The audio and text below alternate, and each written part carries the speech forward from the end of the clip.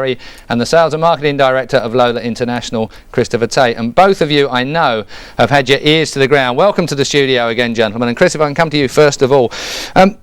Again, we've got a double header of kart versus IRL on two totally different types of track. One banked at Michigan Superspeedway, and obviously the other one around the streets of Vancouver. Do you have a preference at all? Do you drop in either camp?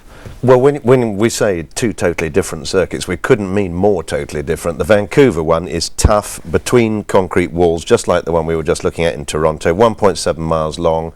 I think we'll find one or two people in the wall. The street's very bumpy. They keep having to change the circuit because of developments in Vancouver. But it's an incredibly popular race, Keith. I mean, big crowds. Even yesterday, they had 60,000 people there for qualifying, so big event. But the contrast to one of the biggest and most famous super speedways in the world is ridiculous. And there is some sort of great irony about this, because this is Roger Penske's circuit. Roger Penske's team mounted the US 500 on the same day as the Indy 500 in the famous year of '96 when the split happened. And I was commentating live from the Michigan track that day, and you know, we were all going IRL, starting off at Indy by itself, it'll never really work. Here we all are with the real racing series at Michigan. Now, it was a good race, and it's a great track. And indeed, last year's kart race at Michigan, I think I'm right in saying, had the most lead changes ever in a major international motor race. So I mean, it delivers great racing. But the contrast between the two, extraordinary, the two things we're going to see tonight. Yes, absolutely. And above all, an irony. This was a Penske kart track, now it's a Penske IRL track. I think you've said it all remarkably well, as far as I'm concerned. The political situation between kart and IRL, going back to that period you talked about. And Paul Cherry, if I can bring you in on the discussion here at the moment.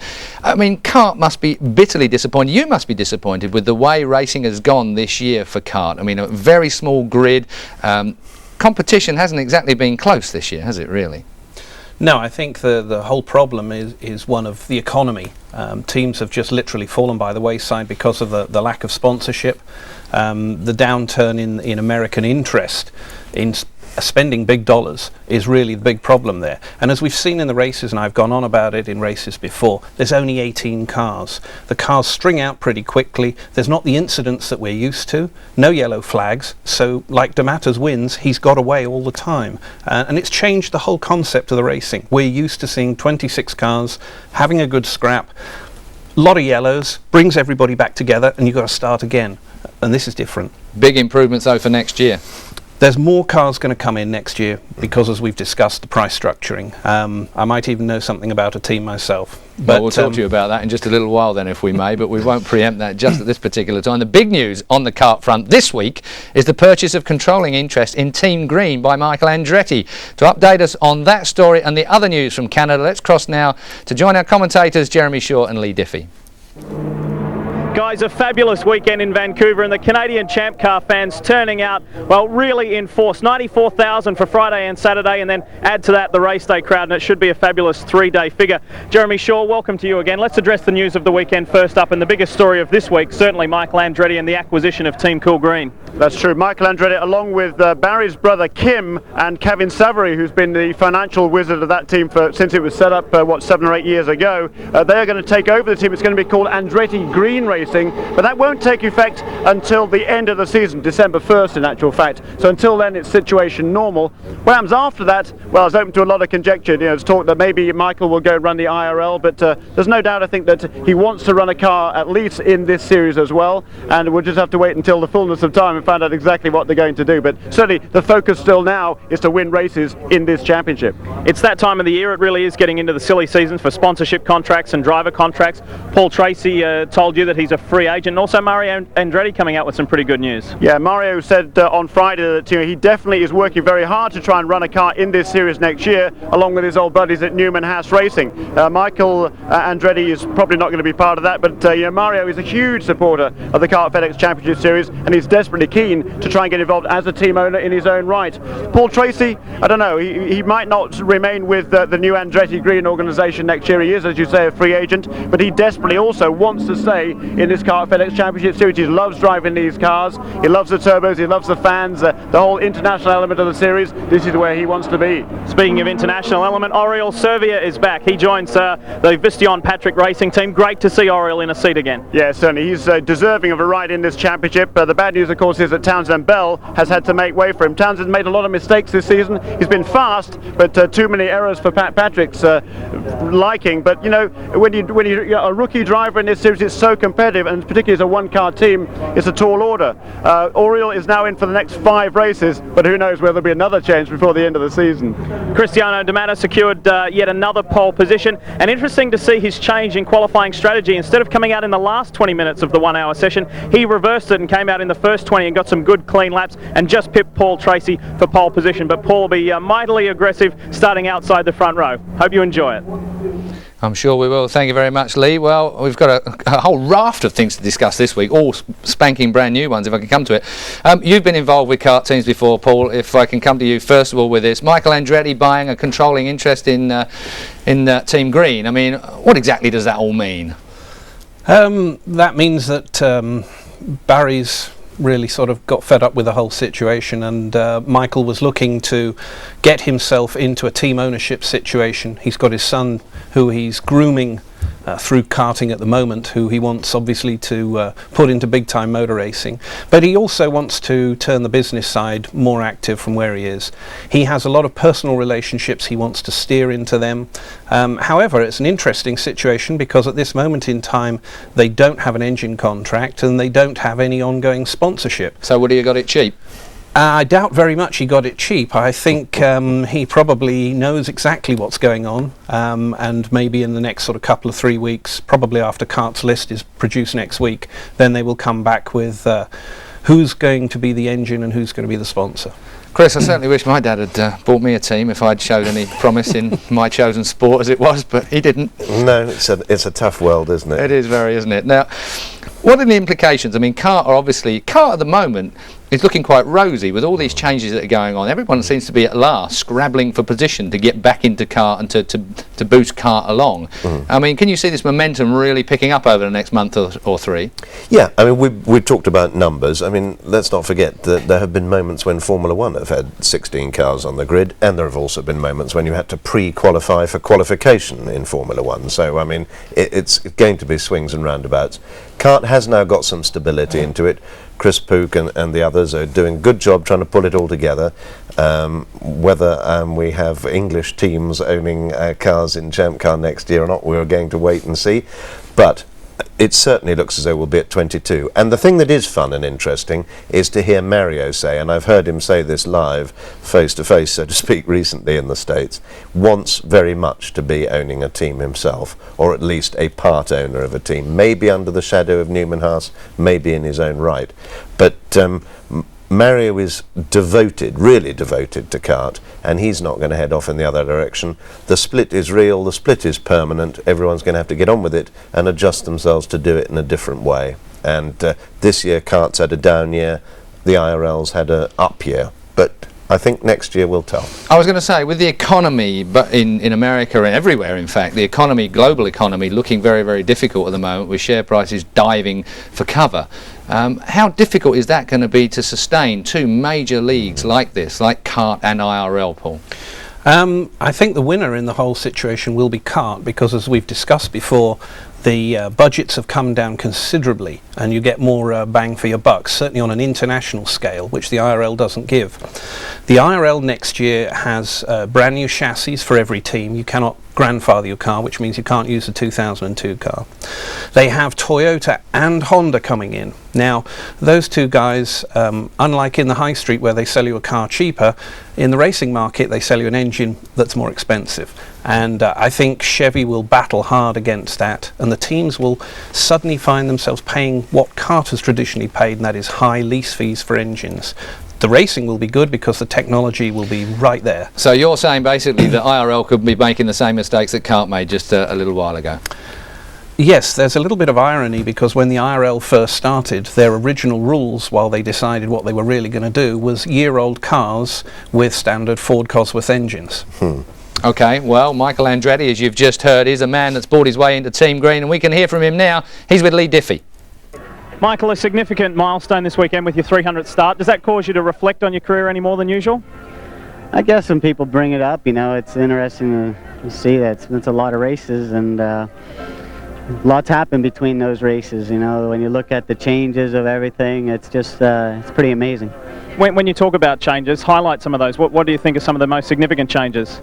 I don't know. I think just if you look at how big racing has become, and also you look at the race cars now, you look at them then, you know, when I started out, and they look like dinosaurs. You know, it's just amazing. It's amazing that, you know, I look at them, I think, God, I can't believe I drove those things. You know, they look so dangerous. You know, the way it was all put together and everything, and you just look at the way everything's evolved from the safety standpoint. Everything's just amazing. Massive week for you with the decision to buy Team Greenwich, now become Andretti Green. How did that decision come about, and when did it come about? We started talking the end of last year, where, you know, I let it be known to Barry that I was interested in owning a team, and he said, well, why don't you buy mine? And so that's where it started. And then the Friday of Long Beach, we signed a letter of intent, and then we went to work very hard to try to put everything together, and we finally got it together the last couple of weeks. How has that changed you and your outlook on things? Do you suddenly feel the big weight of responsibility, or not just yet?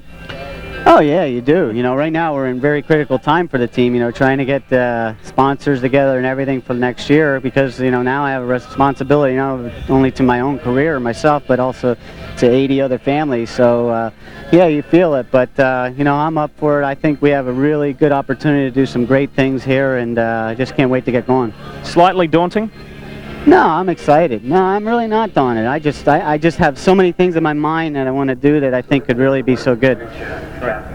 Dario, massive week for Team Green with the Andretti buyout situation. How does that directly affect you?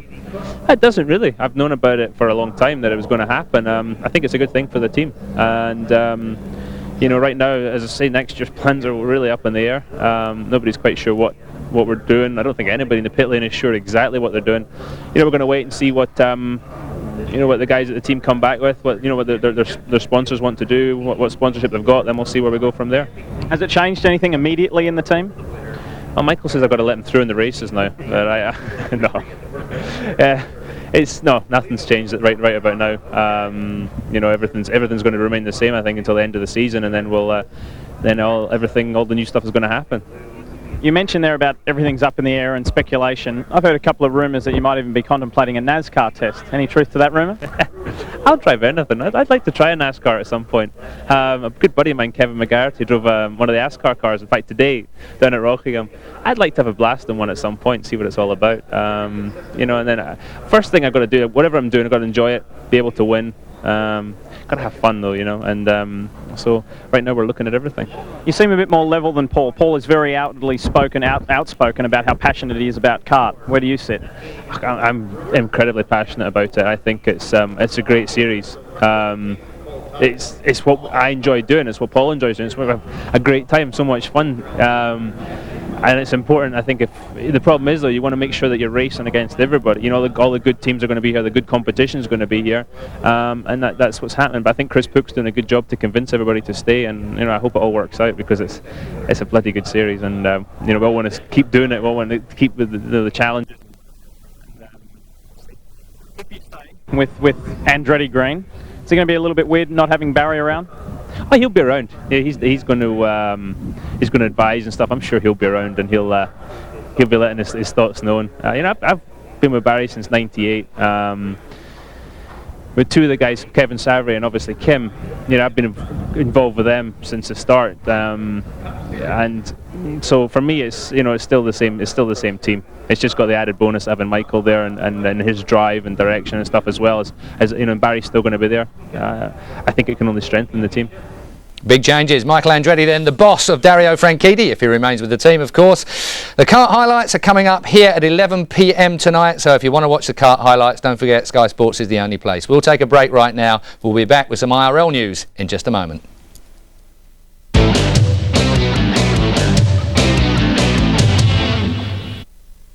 Welcome back to our American doubleheader of motor racing. We've already heard from Lee Diffie and Jeremy Shaw in Vancouver, and they'll be back with the kart race at 11 p.m.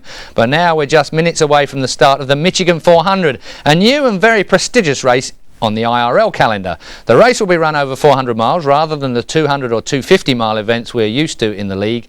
Penske's Brazilian drivers Gil de Ferran and Helio Castroneves continue to lead the series, with Gil on 347 points, Helio some 10 points adrift, and then last year's champion Sam Hornish Jr. on 333. Felipe Giafone is fourth following his consistent season on 295, and last week's surprise winner Alex Barron is fifth on 243. Etan Dare is sixth on 239. Jeff Ward is seventh on 218, followed by Scott Sharp, Alan Sir Jr. and Eddie Cheever.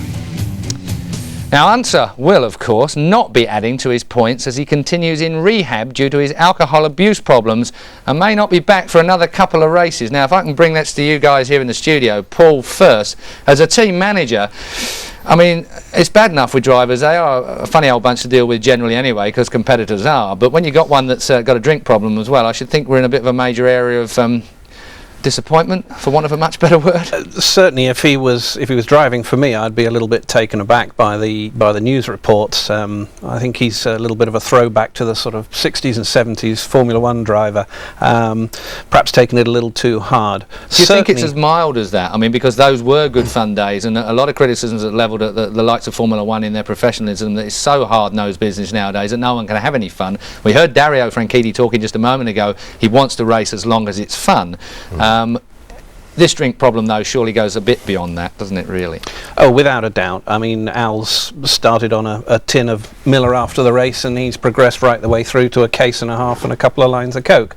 It's a bad situation to be in, there's no doubt about it. He is a national hero like you can't believe. He's right up there with Michael Andretti, and it's a poor situation to be in. Unfortunately, he hit the skids when his marriage collapsed. He's made some bad decisions, but hopefully the best decision is to get into rehab.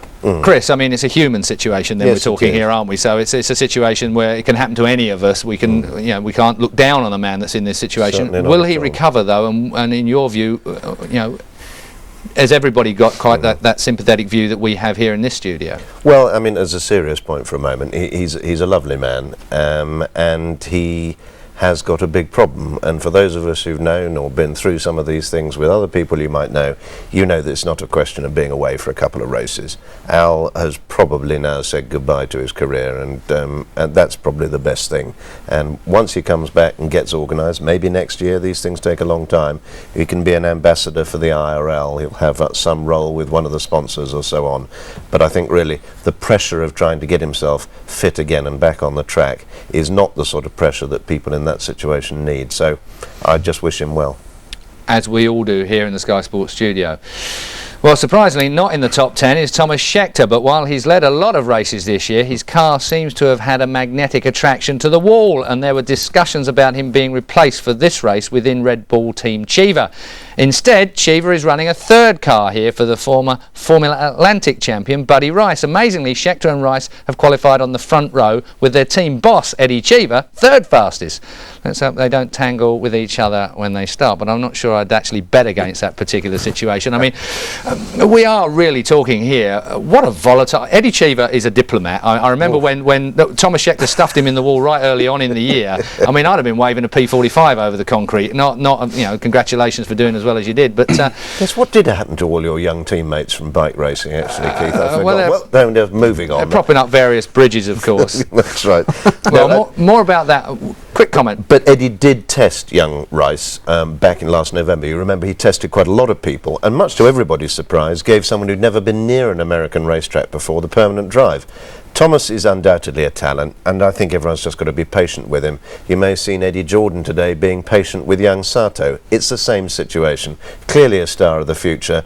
Buddy Rice, good driver, won a championship, but to the same quality as Scheckter? I don't know. We'll see. We'll find out shortly, won't we? We certainly will find out shortly. Well, as we've already seen and heard in here, the third Team Cheever entry is not the only extra car in this race. The latest news is that twice Indianapolis 500 winner Arie Luyendyk comes out of retirement again, especially for this race as part of his deal with Treadway Racing. This is the first race other than the Indy 500 that the Dutchman has started since he retired from full-time competition at the end of 1998, so we'll be watching his progress with some interest. Paul, we've said that this Michigan track, if we can scoot over the Arie Luyendyk situation, because I'm not too sure that we need to get involved in that at this particular point. This track is fast, it's a super speedway at the end of the day. It's been run by kart before. Does that give the kart teams and the kart drivers any advantage over the IRL guys who visit it for the first time now? Not really. I think they're still running it where you turn left at the end of both the straights. So the data won't be appreciably different. What I think will happen is these cars only have 650 horsepower and a kart car has 820 on a good day. The speeds are not going to be as fast. Yes, they're going to be fast. They'll be well over 200 mile an hour, but not terminally fast like they were in champ cars. And I think that'll make a race maybe a little more exciting because there may be more drafting just because you will need every ounce of space to get past someone. Well, we all look forward to that. Let's just wind the clocks back now a week and check out some highlights from Nashville and a first-time victory for Californian IRL rookie Alex Barron. The white flag out that time, the final lap. Alex Barron about to bring home the Rayovac car for his first win of Indy Racing League career. DeFerrin rides in second. Well, he certainly earned it. He did a terrific job. Great team strategy. And he takes it. He takes it. Alex Barron has picked up the victory. Well, look at this. This is a brand new team. These people just came to do this. This is the first year for them, and they have done an absolutely terrific job. That's a wonderful thing to see, as Alex Barron did a great job. The crew did a great job. Tom Gloy's involved in this. I mean, everybody on that team certainly deserves the victory. And this was no fluke either. I mean, he qualified in the 5th starting position, was consistent all evening, put himself into position on, he got out of pit sequence, but it worked to his advantage. It's the same strategy they used earlier this season, and it almost worked in Indianapolis. Alex Barron providing the fireworks as well there. Now, Chris, you've got to say that a rookie in IRL, but he does have a fair amount of experience in single-seater racing, doesn't he, Alex? Yeah, he does. And in fact, funnily enough, on the road courses as much as on the ovals, which is where he made his name. Bit like young Buddy Rice starting also today. So can he do it again? I don't know. I agree with Paul. This is going to be a very, very, very heavily bunched race with nobody really able to get away from each other. I think we're going to find this one is very hard for anyone to break away. We've heard it before said by team managers, as it happens, that really it's the last 50 miles that are going to count. It's really just keeping yourself out of trouble till we get to there, because anyone can virtually win this race, can't they, Paul? Absolutely. It's a long way. It's a 400 mile. You've got a lot to do. Keep your wits about you. Stay out of the walls. Stay off the marbles. We've heard about this time and time again. Halfway through the race, the edge of the track becomes very, very dangerous, especially there, because it's banked up high. It rolls back down into the groove, so you really have to be careful. Yeah, I think it's the same old rule. You've just got to wait until those last 20 laps. Is a team manager's job a much harder situation in these big long 400 milers? I mean, like the Indy 500, for instance. I mean, is it a big deal strategy-wise? Are you really, is it a game of chess for you guys? The strategy of a team in one of these races is no different to any other. You divide the race into two. If you're in the front half, then you have to go with whatever the leader does with regard to pits and tyres, etc. If you're in the back half, then you have to make your own choice and decide how best to get yourself in the front half. So, yes, now and again, team managers do earn their money. Sounds like it's going to be good fun, though. You're smiling there, Christopher, but we don't have time to come to you for that while we're on that particular situation. Well, it looks as if they're about ready to go for a 400-mile blast around the Michigan Superspeedway. So let's cross now to our commentators, Gary Lee and Larry Rice trackside. Live from Michigan International Speedway, it's the Michigan Indy 400, the 11th race of a 15-race schedule. Although this 2-mile banked oval has hosted open-wheel racing since 1968, this is the first appearance for the Indy Racing League. And IRL history was made yesterday in qualifying as 2 rookies qualified for the front row, and 1 team swept the top 3 positions in the points. It continues to tighten up with 5 races to go. Only 14 markers between first and third. All the top 5 have won except for Felipe Giafoni. It's his consistency that has him in 4th. Looking at the rest of the top 12, there's Jeff Ward, Sharp, Al Unser Jr. still not in the cockpit today, taking 2 or 3 more races off. And a tight battle for the MBNA Bombardier Rookie of the Year award. Laurent Redon with some 16, make that 17 markers. Now we're Thomas Scheckter. Scheckter, part of a major story in the Team Cheever Red Bull racing this week as we prepare to start this 200-lap, 400-mile event. 25 starters there on the pit road. This is a 3.2-kilometer oval. It has a 1,097-meter front straightaway, only 683 meters down the back straightaway. 18-degree banking in the turns, and the turns are very wide. 73 feet wide, makes for great side-by-side racing. Well, we would expect 2 and 3 wide racing on a very wide racetrack with speeds well over 220 miles an hour. The pole speed at 221.8. And once again, Thomas Scheckter will have the pole. His new rookie teammate, Buddy Rice, starts in second.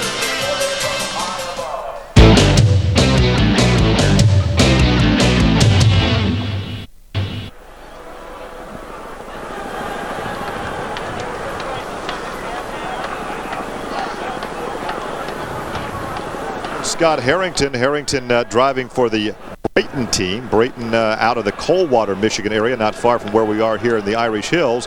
And so that team wanted to be represented here at Michigan this weekend. And this is his first ride in a couple of years. I think he ran Indianapolis in the year 2000 and has not run since. And this team has struggled a little bit. They've been underfinanced and they've been had trouble getting to the races, but they wanted to run here at their home track. Once again, it is a 200-lap, 400-mile event on the beautiful Michigan International Speedway.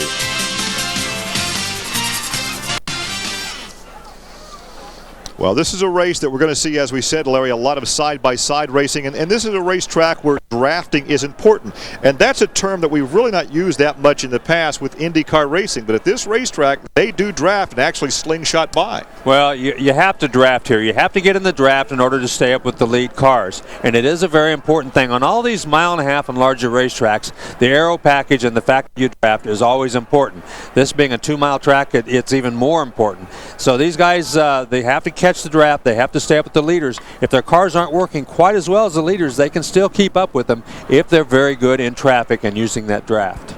Well, in the front row, as we indicated, a pair of rookies, Thomas Scheckter, his 3rd pole position in 6 outings, and his rookie teammate Buddy Rice starts second.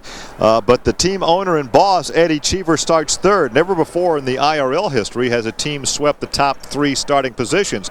Now, you'll recall one year at Indianapolis prior to the Indy Racing League, Roger Penske had the entire front row, but this has never happened with the Indy Racing League. Also, we have 2 teams here today with the 3 drivers. A.J. Foyt, you got to give those guys a lot of credit for putting those race cars back together after Nashville last week. Well, both Foyt's guys, they've crashed all 3 of their cars, and of course Cheever getting cars ready. That's been quite a feat too.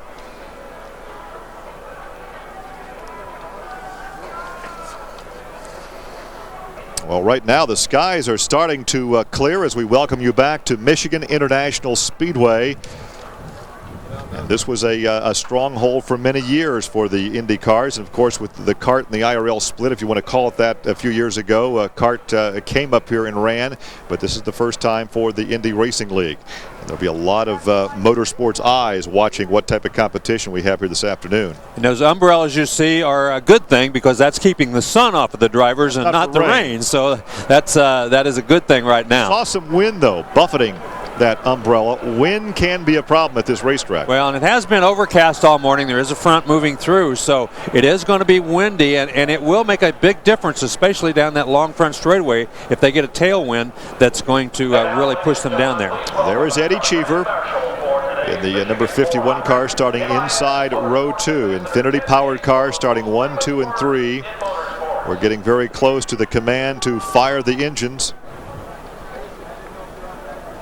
It'll be lady and gentlemen because Sarah Fisher, her best qualifying effort of the year, will be starting in the 8th position. Please start your engines. And with that command, Larry Rice, the 3.5 liter power plants jump to life. There is a look back from one of our onboard cameras. One of the A.J. Foyt cars there, one of the Hera cars, as we indicated. A.J. Foyt with 3 drivers in this race. Yeah, and you now can tell. We're going to have a chance to show you the starting grid. Once again, the top 3 positions with the same team. A pair of rookies in the front row. Thomas Schechter, his 3rd pole in 6 races, and his rookie teammate Buddy Rice outside with Infinity Power. And their owner and boss, Eddie Cheever, inside the 2nd row. Last year's champion, Sam Hornish. And in the 3rd row, it's Mark Dismore at the age of 45, the oldest driver in the race, and Elio Castro-Neves. Move now to the 4th row. That's Alex Barron, the winner last week, and Sarah Fisher, her best start of the year. Eliseo Salazar, his 2nd race back after that very serious injury back in April, and Tony Renna. Robbie Buell and Felipe Giafoni occupy row 6. In the 7th row on the inside, it's Ayrton Dare and a rookie, Laurent Redon, in number 34. In the 8th row on the inside, Buddy Lazier and Scott Sharp in car number 8. Row 9 will find Gilles de Ferran, not a very good qualifying effort for that Team Penske driver, and Raoul Boisel. And last week's pole setter, not qualifying all that well this week, Billy Boat. And there is Ari Leyendijk back in row 10. Richie Hearn and Jeff Ward will occupy row 11. And moving through the rest of the field, there's Greg Ray and George Mack, the rookie, in row 12. And rounding out the field alone in row 13 is Scott Harrington. And the cars are fired. They are on the racetrack. And once again, you're looking at the 18-degree banking as we take a look at what we can anticipate in today's shootout here at Michigan. Well, this distance is 200 laps, 644 kilometers. The pole sitter is Thomas Schechter, and this is the inaugural event. It's going to be between 36 and 42 laps. You can get 42 laps on a tank of fuel if you use the draft. If you're out front or running by yourself, you're going to lose around 35 or 36. Well, Thomas Schechter has been the story this week. There really was no surprise, and he was very, very stately in his remarks when Cheever said he really wanted to fire him. He wanted to fire him. He wanted to test a young American driver, i.e. Rice. And then later in the week, we heard that Cheever would run 3 cars here this weekend. And realistically, there has been no communication between Thomas Schechter and Eddie Cheever. As you take a look from the Mark Dismore car, he'll be starting in 5th position for John Menard, his best qualifying effort of the season for the veteran from Greenfield, Indiana, just east of Indianapolis. You look back from Sam Hornish. Hornish, last year's seasonal champion, will be starting now in the outside 2nd row position. He has won 3 times this season. We also have an on board with Tony Renna, subbing for Al Unser Jr. And again, we'll document why Al is not driving a bit later, but Tony Renna, the rookie, led a number of laps last week at Nashville before having a problem leaving the pits. Looking back at Scott Sharp. Sharp has won earlier this year at Nazareth, was also penalized a lap for blocking last week at Nashville. And the winner last week, and a very pleasant surprise, was Alex Barron, the co-rookie of the year at Indianapolis with Thomas Schechter. And right now, he'll be starting inside row 4 in the 7th position. Yes, Panther Racing, Sam Hornish had to put a new engine in the race car. They went out and ran the final practice yesterday. They did put a new engine in. I'm not sure if they had trouble with that engine or not. Laurent Redon, he had to put in a new engine on Friday. He blew the engine on Friday, put in a new engine before Saturday. And Buddy Lazier actually spun in the final practice after only about 3 or 4 laps. When the rear wing mounts collapsed on him, he spun just like a top 2 or 3 times, but did not hit anything. Once again, we've talked about how tight the point standings are. De Ferran has been battling with his teammate Elio Castro-Neves, but right back there in 3rd position is Sam Hornish. And there's a look at the points after 10 races for Gilles de Ferran with his 1 win, 6 top 5 finishes. He has been running at the finish of every race. We talked about last week that he and his teammate both had that distinction, although in many cases they were not actually on the lead lap when they finished the race. His teammate crashed at Richmond. The car was taken back to the infield and repaired. He got back out many laps down, but he was running at the finish. We wanted to clarify that because there was some discrepancy in what we were saying last week about that, but they were running at the finish. But De Ferran did not qualify all that well this weekend. No, he certainly did not. He's the only one of the top points guys who did not run or did not qualify very well. He's got to start very deep in the field. 1 lap to go. Usually the flagman's signaling right now, so they will form up 2 by 2 now as they go into this final parade lap. The first IndyCar race was held here back in 1968. A sports car driver, Ronnie Bucknam, was victorious, but one of the drivers to test this track early before that event was Johnny Rutherford, who is on the track today in the pace car. Yes, he certainly is.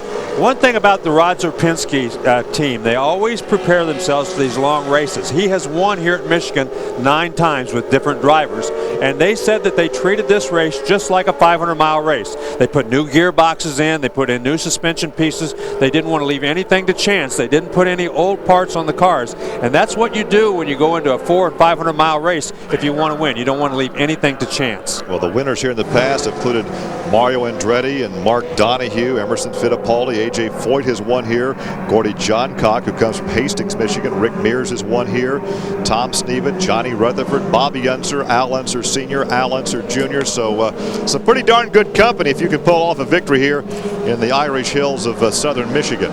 And the sky starting to clear somewhat, so it looks like the weatherman might smile upon this race after all. We had some concern earlier that we might not get this thing started on time, if at all. And we're all going to have a little trouble telling those first 3 cars apart. You can tell a little bit by their helmets, but otherwise they look almost identical. First time ever that a team has swept the top 3 qualifying positions for an Indy Racing League event as the 2 rookies bring them down for the start. The green flag is out and the Michigan 400 is underway. 3 wide already through turn 1, the 18-degree banking, and Thomas Schechter has the lead.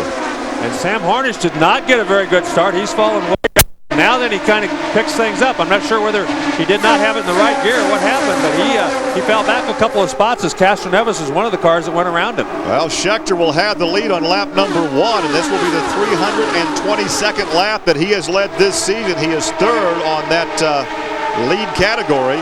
Gilles de Ferran has led the most laps at 508, and Sam Hornish with 456. Yeah, that's Giafoni, who also is moving up a little bit. Now Sam Hornish, after falling back to 6th spot, goes right to the bottom of the racetrack as he's battling with Buddy Rice there for the 3rd position. So Buddy Rice surprised everybody when he came out and set quick time in the first practice session. In fact, these Infinity-powered Red Bull cars have been the cream of the crop throughout practice and qualifying this weekend. Well, everybody knows that these Infinities make a lot of horsepower. That's been no secret all year long. The problem has been durability. And the question is, can they run 400 miles putting out this kind of horsepower? Well, keep in mind that this is a brand new race car for Thomas Schechter and a brand new crew, because Cheever pulled his crew, Owen Snyder, the crew chief, and all the crew, and assigned them to the number 53 of Buddy Rice. And so he is driving a car that's being crewed this weekend by Greg Beck. And Buddy Rice certainly doesn't look like a rookie as he used that draft to perfection going down the back straightaway, pulled down to the inside of Helio Castroneves, but could not complete the pass as they maintain that side-by-side racing. Look at this. Hornish is going to make it 3 wide. Nope, thinks better of it. Well, we have seen 3 wide racing here like that in the past. You see the sky beginning to the cloud cover beginning to break a bit. Here comes Hornish with a good view of that battle for 2nd position. That's Rice on the inside. Castroneves, that's exactly what we expected to see here at Michigan. Side-by-side racing. This is 2 and 3 wide. There you can see that Castroneves is 3-car widths high. There could have been 3 cars side-by-side at that point. Now you ride along with Sam Hornish, and that's that good battle for 2nd. That was a good shot from Sam's car. Yeah, Sam is falling back. He's just following them right now. Giafoni has moved up to 5th position. Cheever running back in 6th. So those guys hanging on. Giafoni doing a nice job. Well, had Schechter finished a few more races without those crashes, he'd have been way up in the rookie point standings. Right now he trails by some 17 points Laurent Redon, but you kind of look at what could have been. A lot of could have beens in racing, and he probably should have won 3 or 4 times this season already. He should have won at least 3 races, maybe 4, but I think that's one of the reasons that that Cheever is upset with him, that he does not complete. He does, whether it's his fault or not. At least one time it was not his fault because he had a shredded right rear tire that I remember. But, a couple other times maybe it was his fault. Well, in baseball, you've got relievers, closers. In racing, you got to go the distance and make it pay.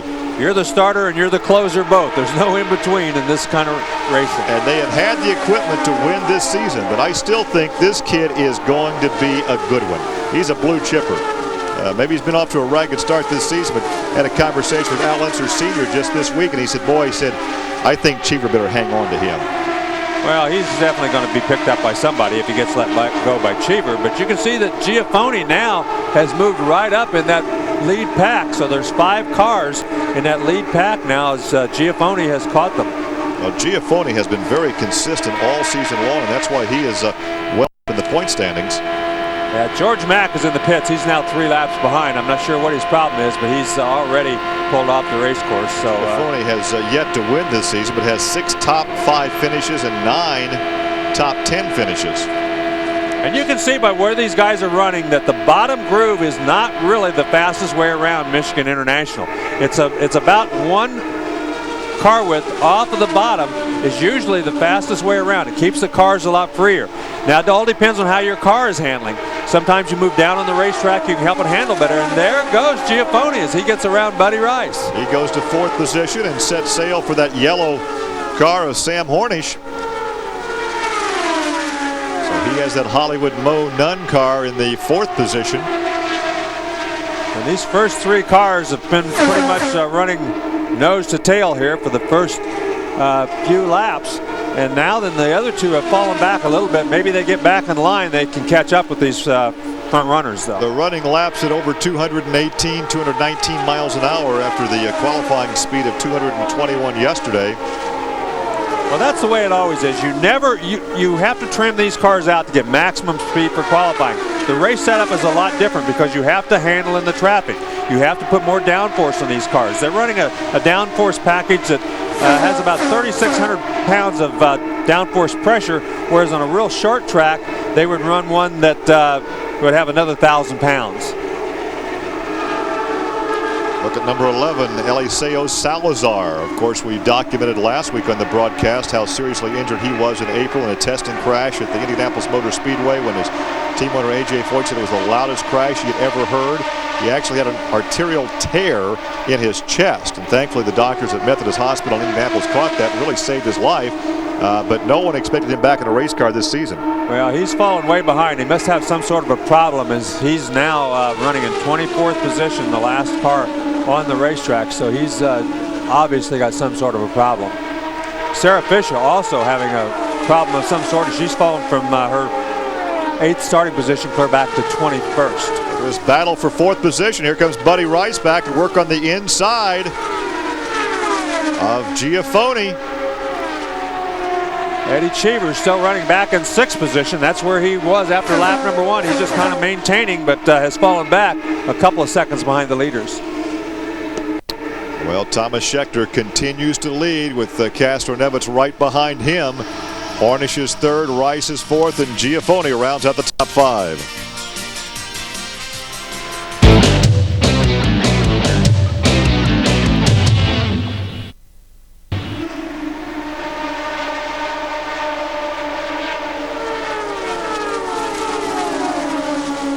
Off the corner low, you wanted to stay low. If you came off high, stay high. But you had to choose a line and stay there. And Scott Sharp did not do that, and therefore he was penalized. Well, there's a look from the Tony Rent-A-Car at Scott Sharp as we talk about Scott and the Delphi entry for Team Kelly. And that was a change of position as Sharp goes to 10th, Renna drops to 11th.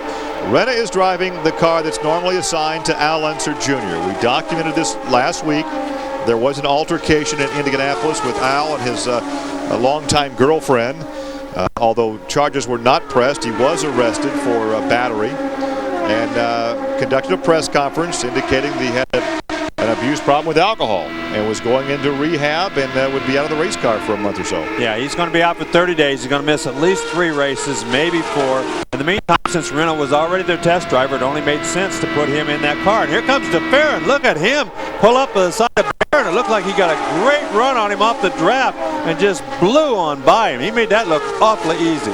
So he started back in 17th position. He is up to 8th. Sometimes these Penske cars don't qualify all that well. In fact, a couple of times this season they shared the front row, but when they don't qualify well, it doesn't take long for them to get toward the front. Well, we've documented that Penske's pit crews are some of the fastest in the business, and their ability to pay attention to detail to get their cars to finish has just been phenomenal, and that's why they've won so many races. As looks like Schechter right now is pulling away from everybody. Well, I think it's going to be very interesting to see when Scheckter makes that pit stop. If they go green to the first pit window, how long he can go, because he's burning up more fuel for two reasons. He has the Infinity, and he's also leading no one to draft off of. Well, that's right. And now that Castroneves has fallen out of his draft, he's going to be using more fuel too. But the Infinities do just use more fuel than the Chevrolets. At least that's been the past history.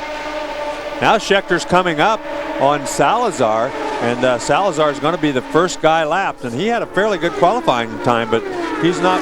He's just running 207 miles an hour. That's 10 miles an hour slower than your leader, Thomas Scheckter. Well, Scheckter, this is the 5th race that he has led. As we indicated coming in, had led 321 laps. Now he's led all 22 of this event. Well, he's certainly a very talented guy, and it's very personal. The fans like him. Fans like him. And the thing that I think Cheever might be forgetting is it's an awful lot easier to slow a guy down than it is to speed him up. If he's not fast, you can't make him go faster. But it's pretty easy to calm a kid down, and this kid just needs a little help to calm his nerves and stay steady and look at the long run. Well, he wouldn't be the first driver that has wrecked a lot early in his career. Johnny Rutherford, who drives the pace car, a 3-time Indy champion, a former kart champion, got the nickname of Johnny Reckerford when he was young. So a lot of guys have torn up some equipment early in their career, and if Al Unser Sr. says, I think Cheever should hang on to him, that's a pretty good endorsement. And here comes Harnish to the outside of Castroneves. He got a big toe on him down that front straightaway. Went to the outside, but has not completed the pass. They go side by side through turns 1 and 2. And we've seen all season long that Sam Hornish has made passes on the outside where most people want to go to the inside. He and Jacques Lazier are two of the best I've ever seen at taking that car up to an area where most guys don't want to run and making the pass. I think Jacques Lazier probably is even better than Hornish, but Hornish certainly is not afraid to take that little bit of an extra chance. And he gets that toe once again, and he pulls out to the outside. He just wants to make sure that Castroneves doesn't come too high. Well, see, he did that on purpose. He pulled back in to get that toe, and he got it, moved to the outside, and tried him again. They have the pass made this time. Well, he seems to get up just side by side and then does not. You might be right, though. This time he might, but Castroneves coming back on the inside. Let's watch. Okay, now let's see if he tucks in behind Castroneves again to get that toe. He pulls down. Yep, there he goes again. Well, we'll see. I think he's a little. Yeah, he's a little bit too far back to make it work this time, so he might just follow him. Who knows? But look at Giafone. He's pulled right into the mix. If he goes with Hornish on the outside, they may both get by. There are some of the same elements that we see in stock car racing by punching a hole in the air and slingshotting by. Now, Giafone didn't go with him. No, he did not, but it looks like Sam Hornish made the pass this time anyway, although he's not far enough around. When he gets the turn, here he comes back. Same thing happened last time. Yep. So Castroneves is getting through that corner better. Well, let's see if he tucks back in and tries that slingshot again. Here comes Giafone on the high side. Yeah, he's not going to be able to do it this time because Giafone's out there. And he's going to get blocked behind that lap car, which is exactly what happened. And he had to get out of the throttle. That's Harrington. They're going by, running down on the bottom, and he's just been lapped. So Hornish lost that because he had to get out of the throttle and give him room so he could get around that lap car. That was a nice job by Giafone using that lap car as a pick. And Buddy Rice was going to school on those guys and watching those guys from his position back there in the 5th spot. Now he pulls to the inside of Hornish. Yeah, he's now got to the inside where I think he's going to pick up that spot. The one thing that Hornish has learned in the last couple of years, though, this doesn't get him too excited. When he first started, he would have got all excited and tried to run back up there and pass those guys all the next 2 or 3 laps.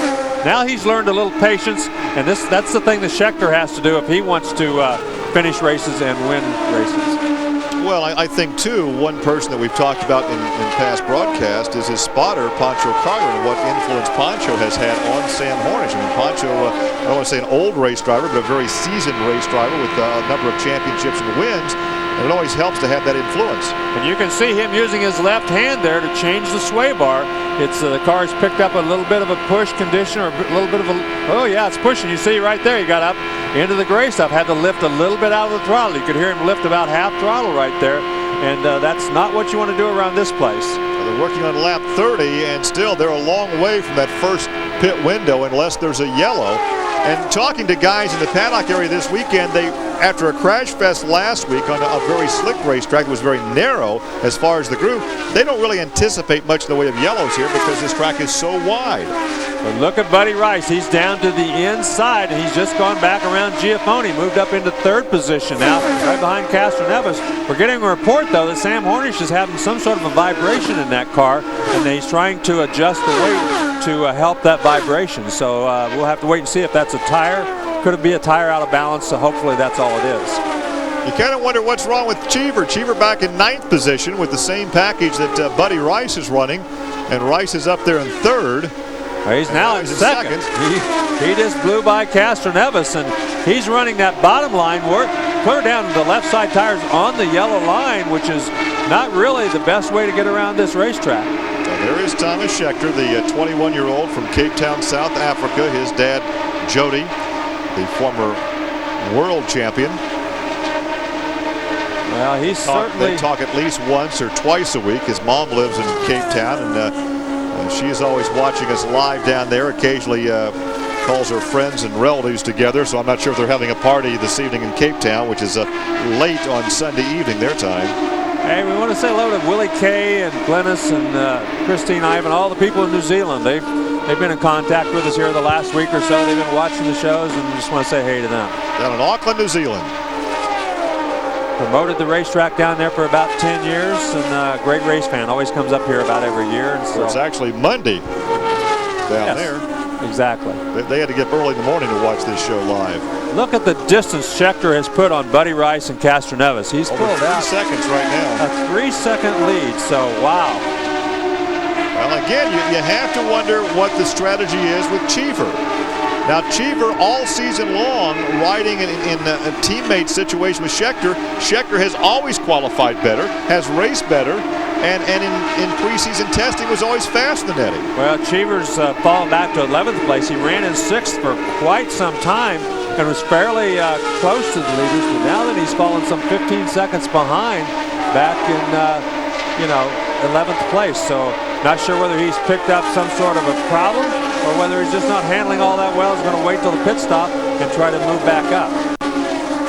Well, we understand now from Greg Beck that Schechter should be pitting in about 4 laps, which would put him 38. And how does that work into our... Well, we said you could run 42 laps if you use the draft. Obviously, he's had no draft, so 38 laps actually I would think wouldn't be all that bad.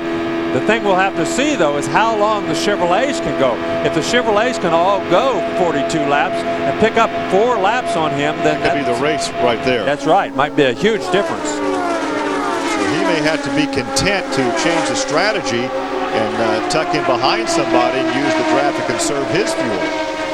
Right there, a 3-second advantage. That's the Farron. He's back in 7th position. Tony Renna right behind him. Of course, Renna had a great debut in the IndyCars last week. Possibly had a shot to win the race, except for a rookie mistake on a pit stop, and it cost him his chance to win that event. Back up in front, there is Schechter. His lead now has, now it's 2.6 seconds. Yeah, he's lost a little bit, but he's probably, communicating with his pits, trying to tell him, what he needs on his pit stop. And there's the reason he's lost that. He is in the pit area on lap 36. On the completion of lap 37.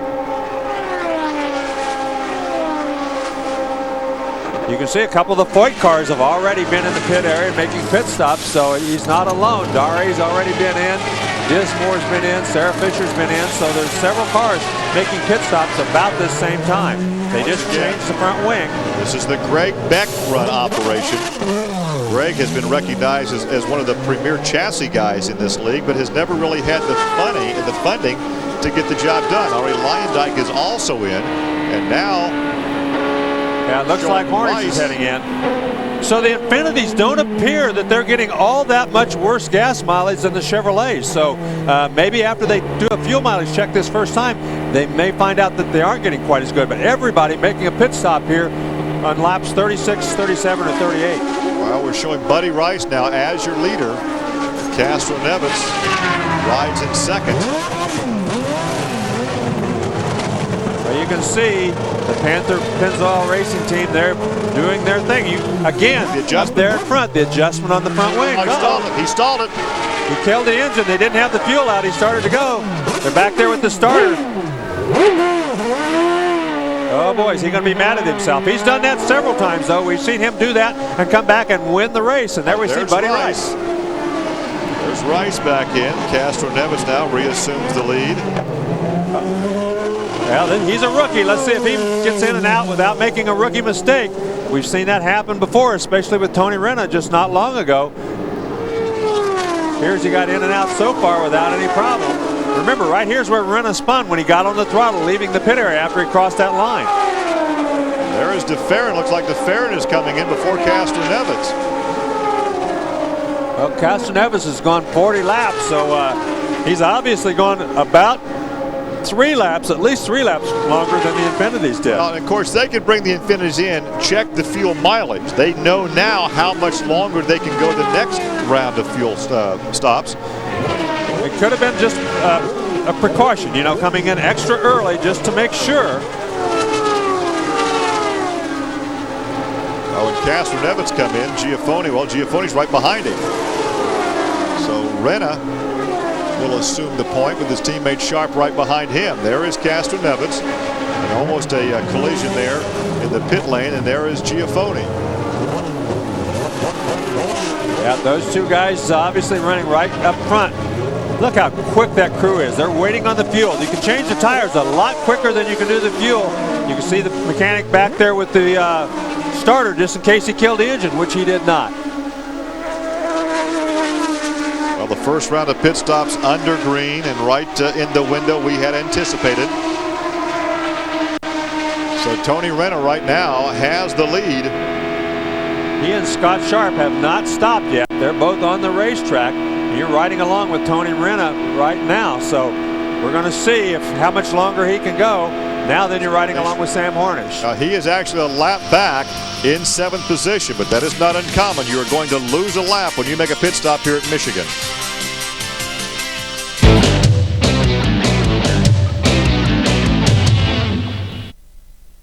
Welcome back to the Michigan Indy 400. Well, as you can see, racing is well and truly underway. But then, just while you were away in the break, we had a yellow.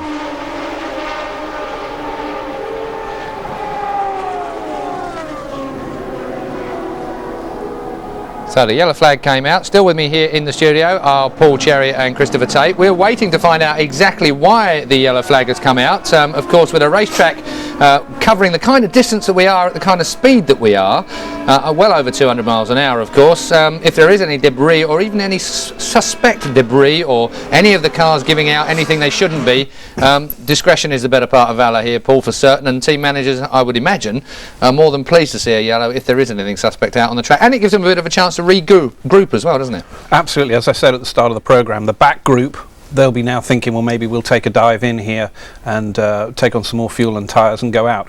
The yellow, it doesn't appear to be any accident. It may well be a safety call. When the cars came in on their first round of scheduled pit stops, if any of the teams have a cut in their tyre, they have to report it to an official. And I suspect strongly somebody's got a cut, so they're looking for whatever caused it. Well, fortunately or unfortunately, you don't have the benefit of my earpiece, which is telling me that one of the drivers has apparently lost a headrest. Lost a headrest? Apparently, so that's gone bouncing, hopefully not attached to his head, of course. Well, Scheckter leads, Castroneves is in second place. Now, Giaffoni is having a storm of race here as well, isn't he, Chris, at the moment? He's come on stronger and stronger this year, hasn't he? Last year, I wasn't too sure. He'd come out of Indy Lights, and he's got some brothers and so on as well. I was unsure as to which one was which, but Felipe's a good boy. And he's really come on stronger and stronger, and he looked really good recently, and he looks very racy today, so we'll see how he comes along. Well, Mr. Cheever, or Red Bull, should we say, have one man at the front. Thomas Scheckter seems to have held it together so far. That magnet we spoke about in our beginning of our programme hasn't attracted him to the wall just yet. How's he look to you, Paul?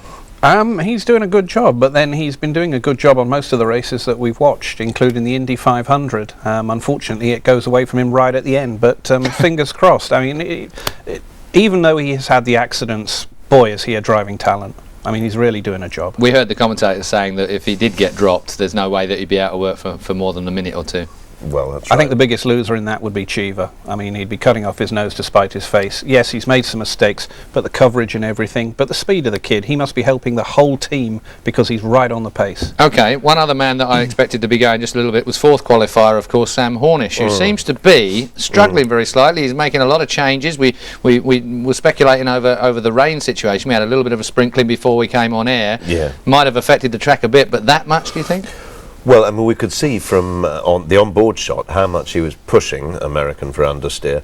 And it worse, of course, on a higher banked oval like this, easier to cope with in one or two other circumstances. He does look as though he's not very comfortable with the car, and he doesn't seem to be prepared to have a go for it yet.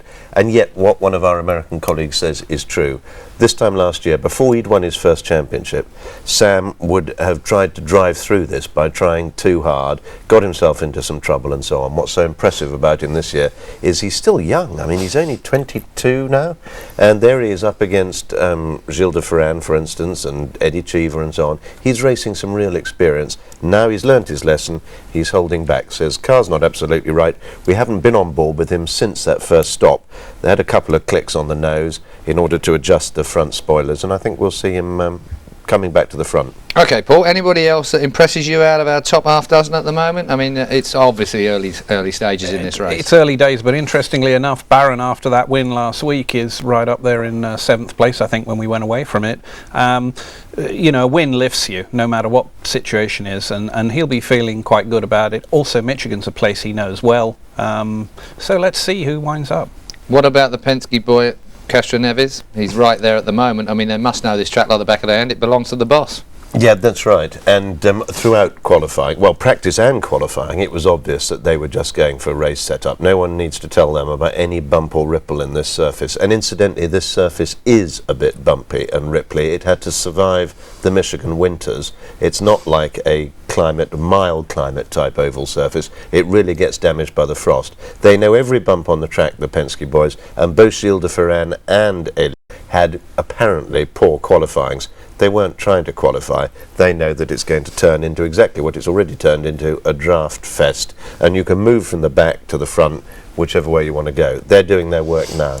We saw Castro Neves and Hornish side by side at one particular point. I mean, they seem to be racing fairly early on, considering this is a 400 miler. Yeah, I would think both teams would be on the radio and saying, look guys, you know, just hang about, because as we've seen, you need to be in front or behind, not side by side. There's nobody pulling you or pushing you, so they were just... Giafone seemed to be the major benefactor of that at one point. It makes an interesting point, doesn't it, about how drafting works. As Paul says, when they're side by side, nobody's helping anybody. We're about to go green again, I hope. But when they're side by side, Giafone just got pulled up about 300 metres over a distance of one straightaway. Well, as you can see, we are under yellow. They are still weaving from side to side, but I suspect they're about to come to green now, so let's go back to our commentators at trackside. Remember that one red and white car behind the leader is Arie Luyendyk. He is a lap off the pace. He's not raced here since 1994. In fact, 2 times he's finished second here in open cockpit competition. Also finished third one time. I'm not sure what's wrong with Hornish, but once again he lost about 4 spots. You can see he's way back deep in the field. That's him right there. He lost 6-8 spots. Either he's lost a gear or they have grossly miscalculated on how close 3rd and 4th gears should be on that car, because he really, on those restarts, he loses a ton of time when he shifts from 3rd to 4th. I got to feel like he may not even have a 4th gear right now. Well, Castro Neves there went on around Arie Luyendyk after that restart. He is in 2nd, and then Giafone 3rd, Rice is 4th. De Ferran is now up to 5th position after starting back in 17th. Look at that 4 wide racing there for a moment, Larry. Yeah, and Hornish fell from 5th to 8th on that restart, so big problem. Plus he lost a lot of positions to lap cars, which doesn't help him one bit either. Because now he has to go back and repass those cars. Exactly. Well, Scheckter, under green flag conditions, has been really the only leader. He led till his first pit stop on lap 36. They cycled through the pit stops, and by lap 44, he was back in the top position. Rice goes around Giafone. Dare to the inside of De Ferran as they're running side by side. Now he pulls up behind him now. But a little draft, but watch him try to slingshot by. Well, And he goes to the bottom side. To the inside. Yeah, he goes to the inside. He goes wherever DeFerrin doesn't go. That's the only thing he can do. DeFerrin's running too high on the racetrack. He has to go to the bottom, but there's a lot of lap cars up there, so that may not help him a whole lot. Now DeFerrin leads the point standings by 10 markers over his teammate Castroneves. It's 14 over Sam Hornish. And Felipe Giafoni is only 52 markers back. So with this race and 4 more to go, I'll tell you what, that championship trophy is still up for grabs. Well, and Hornish has fallen back to 10th spot, so he's got a problem of some sort. I got to feel like it's something to do with the gearboxes. He fell back immediately to 8th, and now then he's lost 2 more spots back there in the back. While we're watching this battle right now for 5th position, Dare is in 6th, hounding DeFerrin. And as you indicated, he's going to pull up behind him and then go where DeFerrin doesn't go. Trying to get to the bottom of the racetrack. You can see Giafoni following Castroneves right there in front of him. So those guys running in 2nd, 3rd, 4th, and 5th. They're right together on the racetrack. Rice is running in 2nd, so that's 3rd, 4th, 5th, and 6th. 5th, and 6th, yeah. Running right together. And you can see now Giafoni is using the draft to try to go around the outside. And he may have that pass made as he clears the front of that Penske entry. You can see right there, Dari, yellow flag. Well, the yellow flag being displayed again, and the piece of somebody's car. Something off of Ari Leyendijk's Meyer-sponsored entry as the safety crew is there. The 2nd yellow of the afternoon, and again it's for debris. I think I saw something fly off, and I thought maybe I saw it was up in the air. I thought it was out of the grandstands too, but there it is. You're right. I thought it was a piece of cardboard or paper from the grandstand, but it came off Ari Leyendijk's car. That brings out the 2nd yellow of the afternoon. Really too early to make the 2nd pit stop. So I would think only perhaps some guys at the back of the pack might. It's the nose piece. It's the piece that goes over the front shocks. So he's going to have to come in and replace that. Either that or take a huge aerodynamic hit, because that piece that's right in the front, it's right above where the 44 is on Alex Barron's car. It's between the cowling and the 44. That's where the shocks are located on these cars, and that's the piece that goes in there that you take off to adjust the front shocks and so forth. And that piece came off of Ari Leyendijk's car. You know, I think it would be interesting for race fans to see a car in the air tunnel and see what the air actually does going over the surface of a race car, and why it's so important to have everything covered up. And most of these cars have run somewhere between 15 and 20 laps. We'll see. There you can see the front piece that's off there. You can see those 2 shocks up there. Those are the shocks that and springs that these cars ride on. They're not like a normal car where they go up and down with the axle. They're positioned inside for aerodynamic reasons. Well, the pits are open, so let's see if Ari Leyendijk should make a stop. Leyendijk not having a very good weekend, did not qualify all that well, and he's starting, he's running in 15th position right now after starting in 20th. Although he saw his son and namesake Ari Jr. finish 2nd and lead a good number of laps in that Infinity Pro race. It's really too bad that they couldn't complete that. That'd have been a great shootout. Right, we'll see if any of the leaders come in. It doesn't appear that any of them are going to, as they're going down the main straightaway right now, and they've all stayed on the racetrack. I thought maybe 1 or 2 of them might head for the pit area and try to get off sequence. Well, you're right. There's DeFerrin. See, Penske's got 2 cars, so he brings 1 in to get off sequence so that maybe he can get an advantage. That's a very smart move. If you got 2 cars, you might as well put both of them in different areas and have a chance to win this race. Well, the captain calls for DeFerrin to come in under this 2nd yellow, and so he will be out of sequence with not only his teammate but the rest of the leaders in this event. At least under yellow, he can make the pit stop and not lose a lap. You pit under green here, and they are going to lose a lap in the pits. Absolutely. So, we'll see how that all plays out. But when you've got team cars, that's not a silly thing to do. Although, if you're the driver that gets off sequence, sometimes you don't like that as much. Well, we have the 2 Red Bull rookies up in front, Thomas Scheckter and Buddy Rice. They started 1 and 2, and they are running 1 and 2. Leyendijk there is a lap off the pace with out some of the cowling on the nose of that car as they come back for the restart, completing lap number 59. It's a 200 lap event. Giafone right away gets on. That's Hornish again back there with that gaggle of cars behind him because he doesn't get a very good start, so everybody tries to go around him on both sides. Now then he's up to speed though, and it looks like he's pulled away from all those Had cars. a better start that time than the last time. That's exactly right. That was one of his better starts, but he was still not as fast as those 4 or 5 cars right behind him. But he has caught Scott Sharp going down the back straightaway. And that is for position. That's for 6th spot. And he moves to the inside. Renner rides in 8th. Barron is now 9th, and Ray Dawn, we've not talked about Laurent this afternoon. The leading rookie in points, anyway, is back there in the 10th position. Richie Hearn is 11th. And 12th is Sarah Fisher. Sarah started well, had a good qualifying effort. She started 8th and dropped off the pace. Now she's back to 12th. Well, let's see where DeFerrin is after that pit stop, Larry. Well, he's back in 14th spot after the pit stop. Now you ride with Sam Hornish. And that, I think, is Ari Lyondike. That's a Lyondike car. He's going to try to get by him. That's Dari. That Dari is right in front of him. And then Castroneves. So he has, whatever his problems seem to be there on that last start, it looks like this restart was much better, and he has gotten right back up to speed, and he's running speeds right with the leaders. I'm not sure what happened to him on that last restart, but he certainly lost a lot of positions in a hurry. But as we talked about before, Larry, his maturity, he won the championship last year as the youngest driver ever to win an open wheel national championship, but he's not flustered. No. You know, he doesn't get the feathers ruffled. He stays calm, relaxed, and maintains his composure in the cockpit. And you can see that Giafone used that draft, get right up behind Buddy Rice, but then could not complete as he tried to pull out. Thought, no, don't have enough right now. You can see Hornish back to Castroneves in 4th position. Yeah, Hornish back there, he was moving down to the inside to try to make a pass. We could just saw it in that one shot. Did not do it though. Well, we saw the clouds start to break up. Now, there has been a threat. Obviously, the weatherman is calling for isolated thunderstorms in southern Michigan this afternoon. So even though the clouds start to break up, as you see a pass for 2nd position, as we talk about the weather situation, you see Giafone go to 2nd. Giafone did a great job. He moved to the outside, used that draft to perfection, and pulled right around the outside of Buddy Rice as he did that. Hornish also has moved up a spot as he got around Dari, using pretty much the same technique.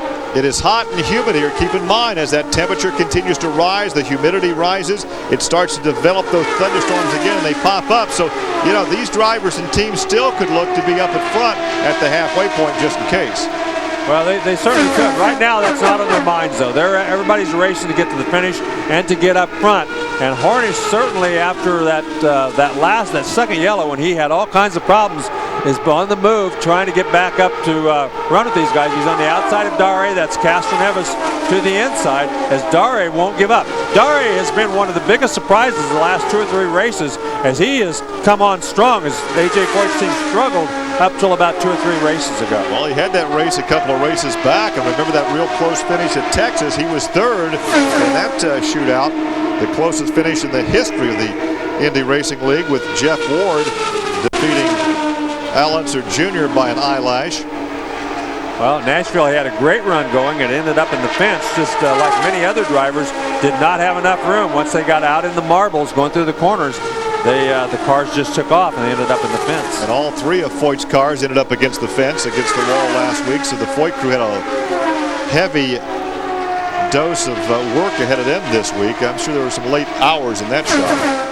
Well, and of course Cheever's team, as we've documented, they've had a lot of hours too, because they had to get another car ready, plus fix the one that Schechter crashed. Now, where'd this car come from, Larry, that Schechter had? Was that a mule or a test car? The test car. I think they ran 3 cars in Indianapolis, so they had enough cars that they could do it. It's just a matter of putting the long track package on it, because you have to change aerodynamic packages for these bigger tracks. Well, Thomas Schechter continues to lead after 66 laps.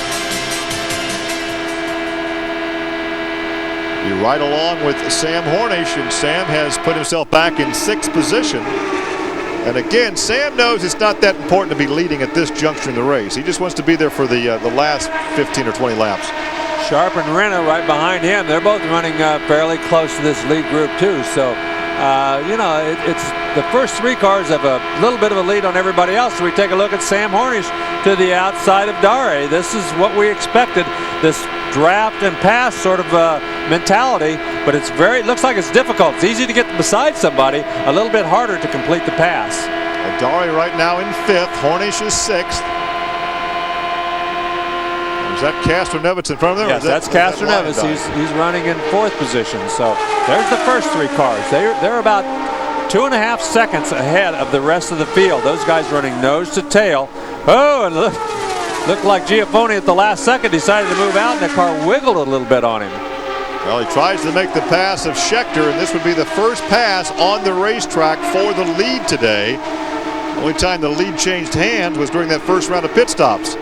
Well, you can see that draft gives him a huge advantage down the straightaway. And it looks like he might have pulled off the first pass of Thomas Scheckter of the day as he pulled around him going through 3 and 4. So Giafone will lead on lap 70.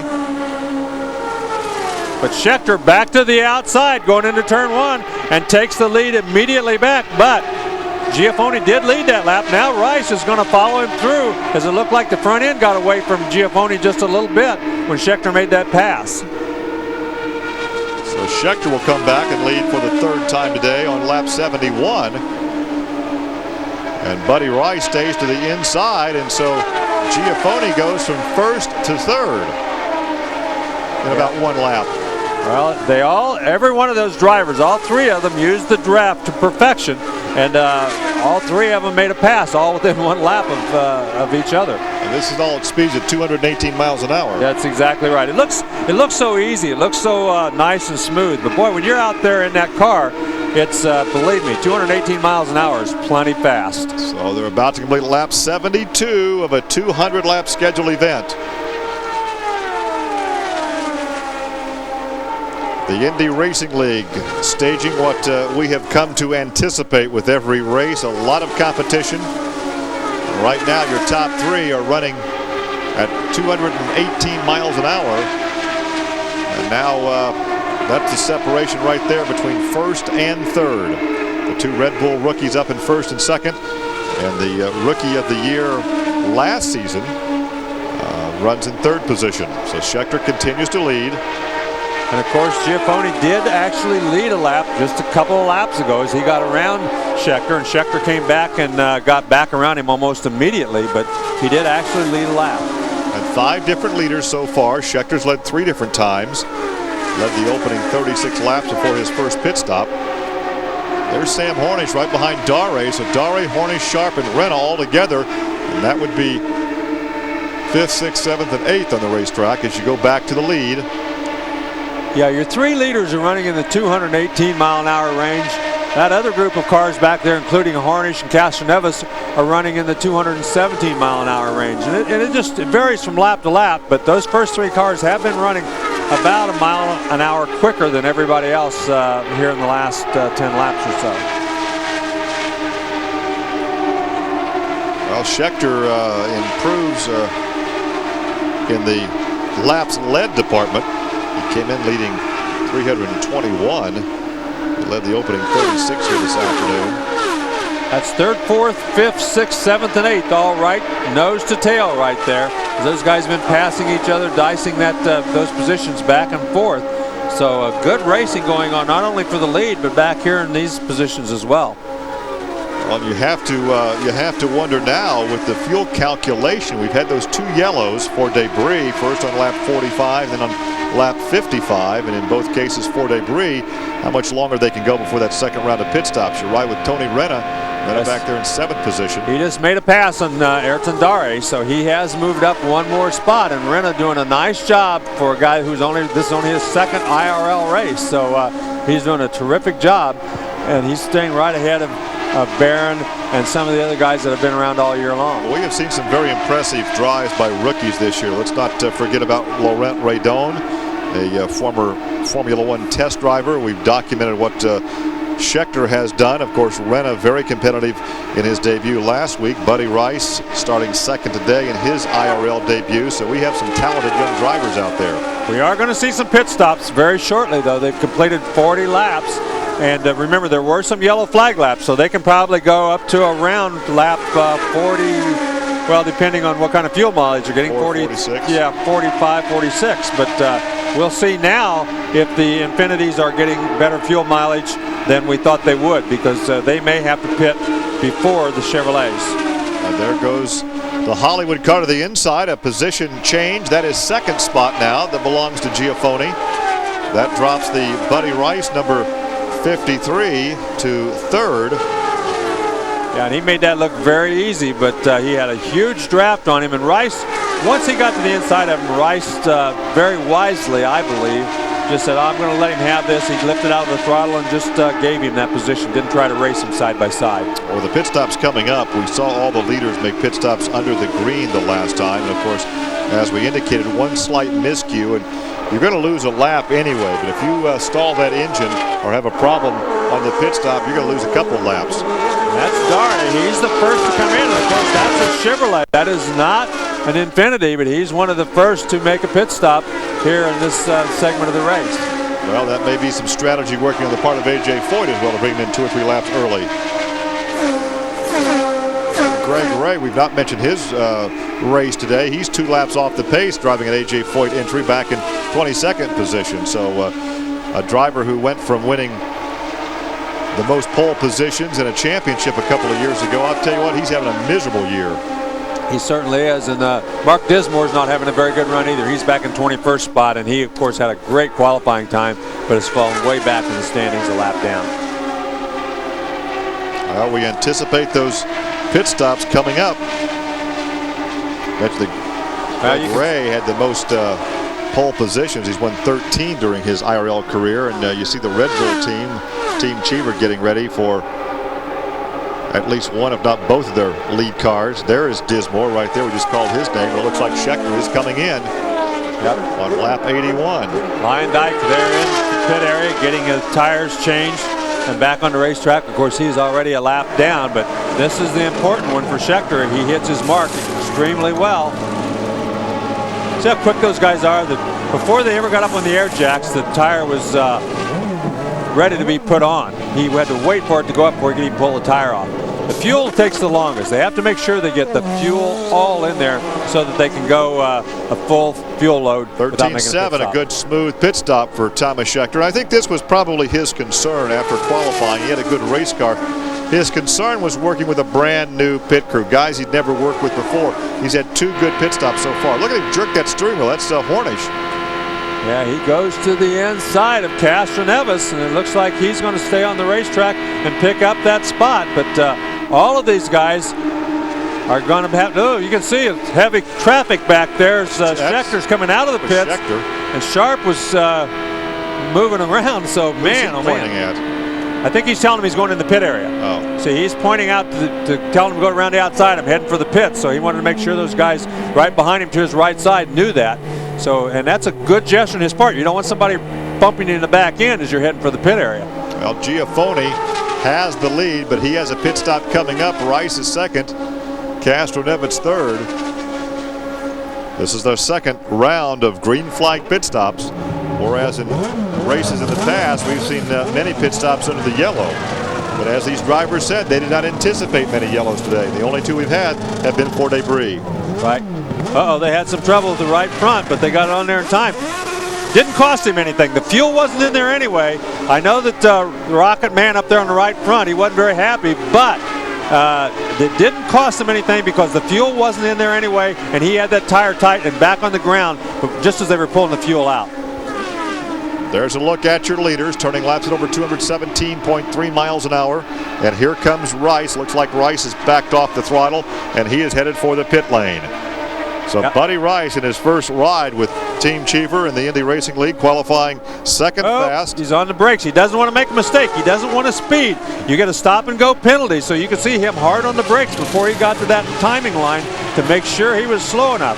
That's something that's very easy to do, even for a veteran, because when you're running 218, you got to slow down to 60 miles an hour. It seems like you're almost stopped. This may be the toughest part of a newcomer's debut, and that's the pit stop. Well, I think it is, because your tendency is to go in there and relax. Say, oh man, I've been stressed out there, been running 218 miles an hour, now I can relax. But if you relax just for a second, just for a split second, you can kill the engine, you can make a miscue, you can do all sorts of things. So it's just as much a part of your job to make that pit stop as it is to cruise. Well, Giafone has gone, 45 laps since his last pit stop. So he is on the, I would say, near the outside edge of his pit window.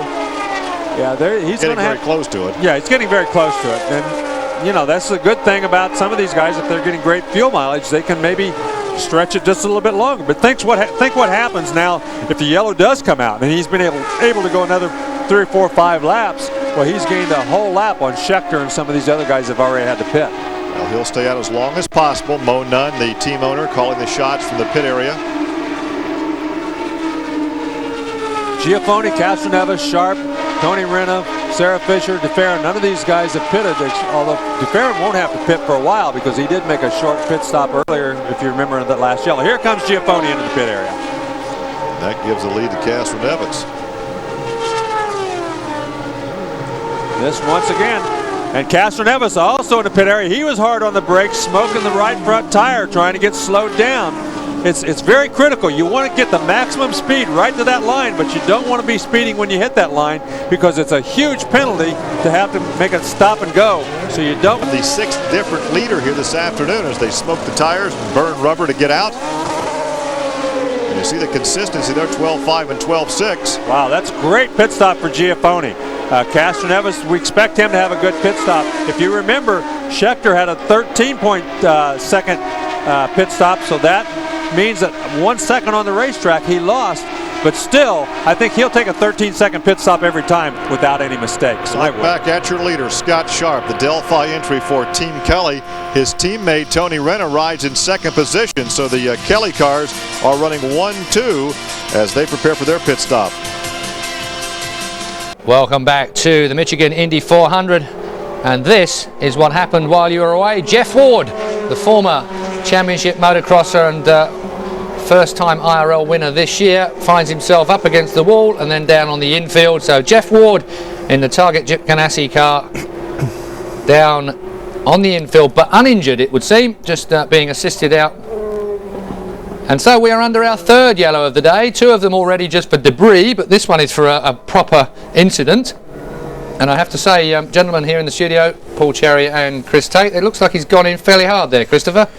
Yes, it does, doesn't it? There's a fine athletic figure of a former motocrosser there, Keith, getting out of his car. Never argue with Jeff. Never argue with Jeff. Hands, device, everyone, the viewers can really see now clearly how those supports work on the back of the helmet and the top of the shoulders. Obviously worked okay for him, no damage done. It didn't look as though he hit the wall that hard either. Well, I don't know, the car looked fairly well damaged, but not from possibly the angle that we saw. So with any luck we will see that, but if not, at least we saw the aftermath of it, and we now know that Jeff Ward is out and we are under our 3rd yellow. Gilles de Ferran leads from Thomas Schechter, Felipe Giafone 3rd, Buddy Rice is in 4th, Helio Castroneves 5th, and 6th is Scott Sharp after 95 of 200 laps. So we're not even at halfway distance just yet, but you do get a chance to talk with us here in the studio, of course. Paul, we've had 2 green pits at the moment. Strategy hasn't really come into play. They're just fueling up and doing the business at the moment, aren't they? Making their way through the miles. Interestingly, if you look, the strategy's played for de Ferran because he's now running in the lead, and he started, I believe, 17th. So because they brought him in during that yellow earlier on. Absolutely. So he's looking pretty tasty at the moment. As we've said before, most of these guys have spent the days of practice just getting a race set up. Doesn't matter where you start for this race. Interestingly, that again, to bring us back a few weeks when we were discussing things here in the studio regarding Roger Penske's team, you said there are distinctly 2 separate teams within the one team vying for the race win. There's no interaction apparently between the 2 sides. On race day, it's win or lose, and there'll be 1 winner and 1 loser in the Penske team. It's a great spirit. It keeps the team very active. There's no sort of, I'm on the 2nd car. It's real action. Tim runs Elio and Roger runs Gilles. presumably then that they share all the technology and all the competition throughout the qualifying periods and let their guys go for it to qualify as best they can and their setup. But then once it gets to race day, the two separate sides of the Penske team are literally up against each other. No team orders or anything. That's exactly the way it runs. They, Friday, Saturday, they pool all their data, they sit together and talk about it. On race day, when the flag comes down, then it's anyone's game. However, if it comes to a point situation or anything ridiculous, then obviously I'm sure Roger will make the final call. Christopher, bring you in here. I mean, Roger Penske, I mean, we could do a programme of 4.5 hours just on him, couldn't we, really? Well, it's interesting, isn't it? I mean, there is this man, a multi-billionaire, never mind multi-millionaire, a racer himself. Useless anorak fact for the night, a runner in the 1961 American Grand Prix. And the builder of this track many, many years ago. And yet he's still having a day-to-day active role in the teams he ultimately controls. And I remember a few years ago taking a bunch of British journalists onto the roof at Rockingham, North Carolina track during the beginning of a NASCAR race, and they were all looking at how spotters worked, which many of them hadn't seen before, talking to the guys in the NASCAR driving cabs. And they were very surprised indeed to see Roger Penske up there on the radio talking to his driver. In this series, he sits on the pit wall and calls the strategy. In other words, it's remarkable for a man like that. He really takes an active part in running the team, not just his business.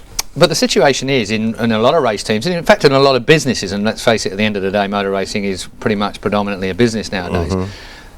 There's no experience. There's no situation that if Roger Penske leads from the front, he's driven, so he knows what it takes. He's obviously worked out strategy, so he knows exactly, and he's been around for a long time. So it's such a strong team, isn't it? Without a shadow of a doubt. I mean, it doesn't matter what championship they're in. Those guys have been together a long time. There's a big cohesive force. And as you say, Roger's been racing since, well, when Chris was a boy. And I think we covered that off air, didn't we? So, he has got an immense amount of information that he can call upon at any time. Is that really of so much benefit in a circumstances like an oval? I mean, we talked about Giafone. I mean, I think the really classic case is indeed young Sam Hornish himself. Now, that is an experienced team, experienced at Indianapolis, a lot of good people on the team, 4 owners to the team. They've all brought something to it. And young Sam last year appeared apparently from nowhere, from US Formula Ford 2000, no great particular track record in anything. He'd done a few other races and suddenly appears in IRL, starts winning everything, and by the end of the year had won the championship. And everyone goes, God, tremendous. It is tremendous. Great driver. But it was having all that experience around him that made the difference. Looks as though we might be getting ready to go. Well, that is back to green. That is the 52 car Thomas Scheckter, of course. He leads this race at the moment. He was the pole man. He is a rookie this year, and well, he's got a bit of traffic to be cutting through. That I think under a yellow. I'm surprised he finds himself behind another car, because I'm sure he is the race leader at the moment. Surely they'll be shuffled, Paul, into their order. Yeah, they will pass around the cars so that when it comes for the restart, the actual race leader takes the start. Okay, well, we are under our 3rd yellow of the day. It was because Jeff Ward found himself in the wall. We don't know the exact circumstances surrounding that, but we do know that he's perfectly okay and walking back, somewhat disgruntled towards the pits at this moment in time. That young man there, Thomas Scheckter, a rookie this year, looking to take over, if he can, from Sam Hornish Jr., who is, of course, the defending champion in IRL at the moment. Remember, of course, the Red Bull Chiva team had cars in the first 3 positions on the grid here today. Thomas Scheckter being the fastest of them in the end. Buddy Rice, another rookie, brought into the team for this weekend. He's there in 2nd place. And 3rd was team boss himself, Eddie Cheever. And Red Bull, I'm sure, particularly happy with that coverage from Michigan. Well, you've got to say, Thomas Scheckter, like you've said, Christopher, about Sam Hornish, the kid's learning every step of the way. I mean, I suppose it needs reminding to those people that are new to motorsport generally and just tuned in possibly, that Thomas Scheckter, of course, son of Jody. And he wasn't exactly a slouch himself. He wasn't exactly a slouch and a world champion in Formula 1, but of course never ran on an oval. But Jody's experience is experience about mind control as much as anything else, and that would have been helpful. But that's a fine example of a young man stepping into an experienced team with good people all around him who've enabled him to get on with it, and that's what Thomas has done so successfully. Motor racing and sun, then. It's a family business so often in motorsports generally. Let's cross back then live now to our commentators at trackside, because I think pretty soon we're going to be preparing for a green flag.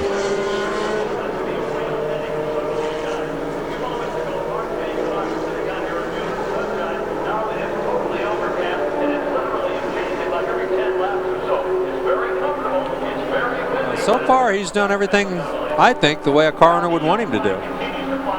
Well, there's a little nip and tuck going on there between Thomas Scheckter and Eddie Cheever, and I think the reason, Eddie said, here's your car, and I'm going to give you a brand new team and pull your team and put them on Buddy Rice.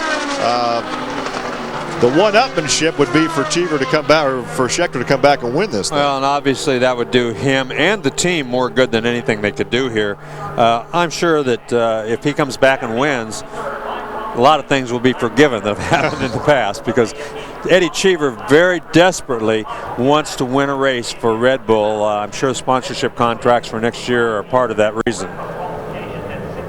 Well, Jeff Ward has brought out the yellow that we're under right now as that cloud sky continues to grow, and here's Jeff.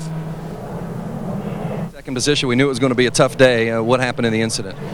Yeah, just, we've been trying to make up some time, and we just weren't pulling the gear very well out there and kind of dropping back, and just came out of the pits, tried to make up as much time as possible, and just was going flat out the first lap, and it seemed like it just bottomed up out in the high line. I was running up there all day, and it just took off, and Target Chip Ganassi guys done a great job. Just unfortunate we've had some bad luck these last few weeks. Well, so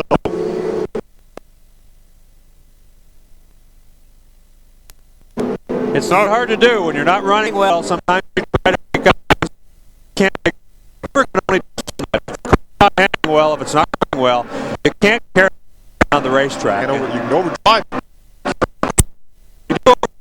What happens at the racetrack?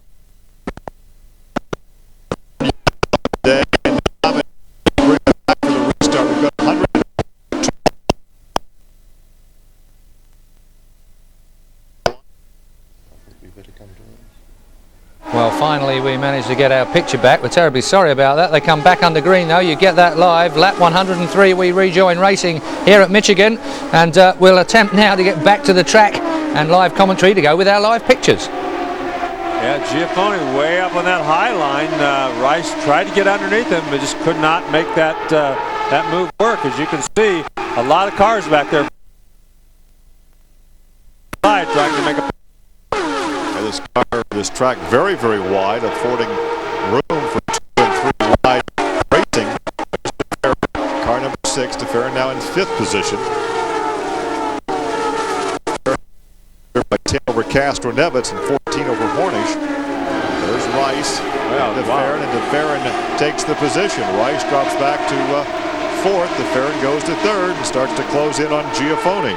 Yeah, DeFerrin actually didn't give him very much room. He went in under him, but he was way up on the racetrack. He didn't run on the bottom line, and you can see that Buddy Rice took a little bit of an evasive action. Lucky he didn't get it way up in the gray stuff and have trouble with it. Is that the case with the veteran says, I know that's a rookie up there in front of him? Well, yeah, he just when he went in the corner, he went in the middle of the Rice with absolutely no room around the top. There's the battle for your lead, Scheckter and Giaffone. Right behind him, DeFerrin and Rice. All 4 of those cars running pretty much nose to tail. And here comes Buddy Rice back around. And when he goes around DeFerrin, he does go right to the bottom of the racetrack and now moves up in front of DeFerrin. And so DeFerrin didn't give him this position. He did not move back up in front of him. Now he will going into turn 1. So those Red Bull cars of the 2 rookies have been either in front or near the front all day after starting 1-2 on the grid. Giaffone has been the other one that's been up front all day, along with the Penske cars. It's been Castroneves most of the day, but right now it's DeFerrin who's running with the lead pack. Castroneves is back in 8th position. He's almost 3 seconds behind these 2 leaders here. Every segment of this race, every segment between pit stops is different for every driver. And you can see Hornish now going way to the outside. That's Sharp, and it's Billy Boat on the inside. And Boat's a lap behind, and Sharp had to make way because he got the short end of that stick as Hornish goes around Sharp and up to 5th position. Sharp and Renna still running back there in 6th and 7th. But that team. Look at Boat back on the inside of Hornish, and that's a lap off the pace. Well, sometimes you get a lap off, not because you're running slow, but because there's some sort of a problem in the pits or whatever. But he said, oh, look at this, Giaffone. There's your battle for the lead. This is on lap 108. No, that's not. That's Rice going around Giaffone. has gotten around Giaffone for second. Schechter's still out in front. And here comes DeFerrin. Yeah, I thought the same thing you did. Those two cars identical, but that was Rice who was following Giaffone, moved down to the inside, tried to take DeFerrin, tried to take advantage of it and move by too, but he couldn't do it. So DeFerrin rides back there in fourth position behind Giaffone. The two Red Bull rookies still run 1-2. Pretty amazing to see two rookies, and one of them is very first race running this well up front with a lot of veterans and a lot of good teams out there on the racetrack. Buddy Rice comes out of was tested this week at Kentucky by Team Cheever. Came out here in the first practice session and set quick time on Thursday. And has been very near the top of the speed chart Friday, Saturday, every day that he's been out here. I think Giaffone probably is the biggest surprise to me because he did not qualify all that well, but boy, he's raced extremely well. And DeFerrin is another one. He qualified near the back of the pack, and he's been up there right in the hunt all race long too. There's the battle you saw there for second, third, and fourth. There's a look at. That's the boss. That's Eddie Cheever. That's Cheever. Now Cheever is back in 11th position. He has not been a factor all race long after starting in third. He has moved up a couple positions, though. He was back as far as 14th a little earlier, so he has moved up a little bit, but still not in the hunt as far as with his other two cars. Well, there's still some question as to whether Eddie Cheever will continue next season as a driver or just as a team owner. He has some important decisions to make because they will lose the Infinity engine program that they've been running with. Also, their sponsorship is still up in the air right now. So he certainly would like to get a victory or two before this season is out to hopefully bring Red Bull back. And I think that's one of the reasons he's been a little testy here of late. He does not have an engine program. He does not have a sponsor, and you can't run the IRL without those two very key ingredients. So he wants to get a good engine package put together as well as get the sponsor put together. I think it's interesting that their best shot for victory all season long, race by race, has been Thomas Schechter, not Eddie Cheever. Eddie Cheever has not been a factor. Yeah, he's been a factor only on maybe one occasion, maybe no more than that, though. As Schechter, as you said, he's had an excellent shot to win at least 4 races, maybe 5. And of course, Indianapolis 500 looked like he had it in the bag until he. You wonder why Cheever has not been more competitive. Well, you know, how do you put your finger on it? If Schechter has been in the hunt almost every race, it's the same package, and obviously Eddie has a lot more experience. Why hasn't he been more competitive? Well, and he's always been one of the guys that have been one of the real chargers. He has not been as much of a charger this year, and I don't know whether that's age or the harshness of owning a team and having to make all those decisions as well as drive the car. Well, you see the teammates going at it right there. That's the Team Kelly. The rookie on the high side, Tony Renna, trying to make the pass to the veteran Scott Sharp, and he does so. That's for 7th position. Make that 6th position now for Tony Renna. Picture perfect drafting maneuver. Draft him right up to you at the very end, pull out, and go around him going into the corner, and that time he did an almost perfect job. Now then Castroneves is going to try to do the same thing. Well, once again, after 113 laps, Schechter is your leader.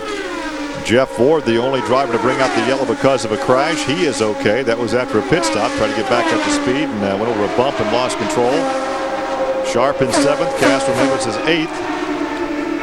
And Tony Renna in front of his teammate there rides in the 6th position. Hornish is 5th. Yeah. We had some good racing back in the pack here this afternoon. Yes, we have. You know, Richie Hearn, we haven't said a lot about him, but he's running in 12th position, still in the lead lap, and he's running a very good race. Buddy Lazier, though, has dropped a lap behind, so he's had his share of problems here today. You talked about Buddy having that wing strut problem. You recall that's what caused that big crash in '96 that broke his back at Phoenix when he collected Lynn St. James in a practice session. The wing gave way as he entered the first corner. Well, believe me, when that wing breaks, if the wing goes away on the rear of these cars, it's like you just hit a piece of ice because there's absolutely no traction. There's nothing a driver could do but just hang on. No, the rear wing is putting a lot of downforce. That's what's giving those rear wheels the traction. So when that goes away, absolutely no traction anymore. And look at this. Rice is right behind Schechter. Yeah, those two guys racing pretty hard. Rice, an audition of sorts for Team Cheever, and so far he's done a great job. And there is Eddie Cheever. There's the boss. It looks like he's not. Hearn. Yeah, that is Richie Hearn. So Eddie Cheever trying to get around Richie Hearn. It's the battle for 10th position. And it looks like he has a nose up as he goes on by, and will he make that pass stick? Apparently so. And that is for 10th position as Cheever gets around Hearn. And it's not all the engine package. We talked about the Infinities having a lot of horsepower. Here comes Redon goes by. That's right. You see Redon and Cheever both with that Infinity engine. They're running 11th and 12th, or 10th and 11th now. But, you know, so it's not all engine. You have to have that car handling, too. Well, Ayrton Dare, a winner earlier, a couple of races ago, will not have a shot at victory here today. With 82 laps to go, engine work on the rear cowling, and that will put him certainly out of contention, if not out of the race. Yeah, tough break for him. He, the last 3 or 4 races, he's really been one of the guys in contention and in contention. But Sam Hornish right now in 6th position, some 3.4 leaders. Look at the work that steering wheel now. Yeah, he's track of 1 time. Does get some bumps up there. Does get some bumps.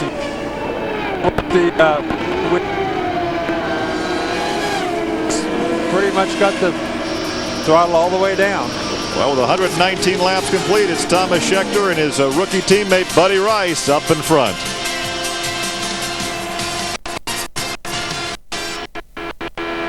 Now with 80 laps to go here in Michigan, you ride along with Sam Hornish Jr., last year's season for the Panther team back in the 5th.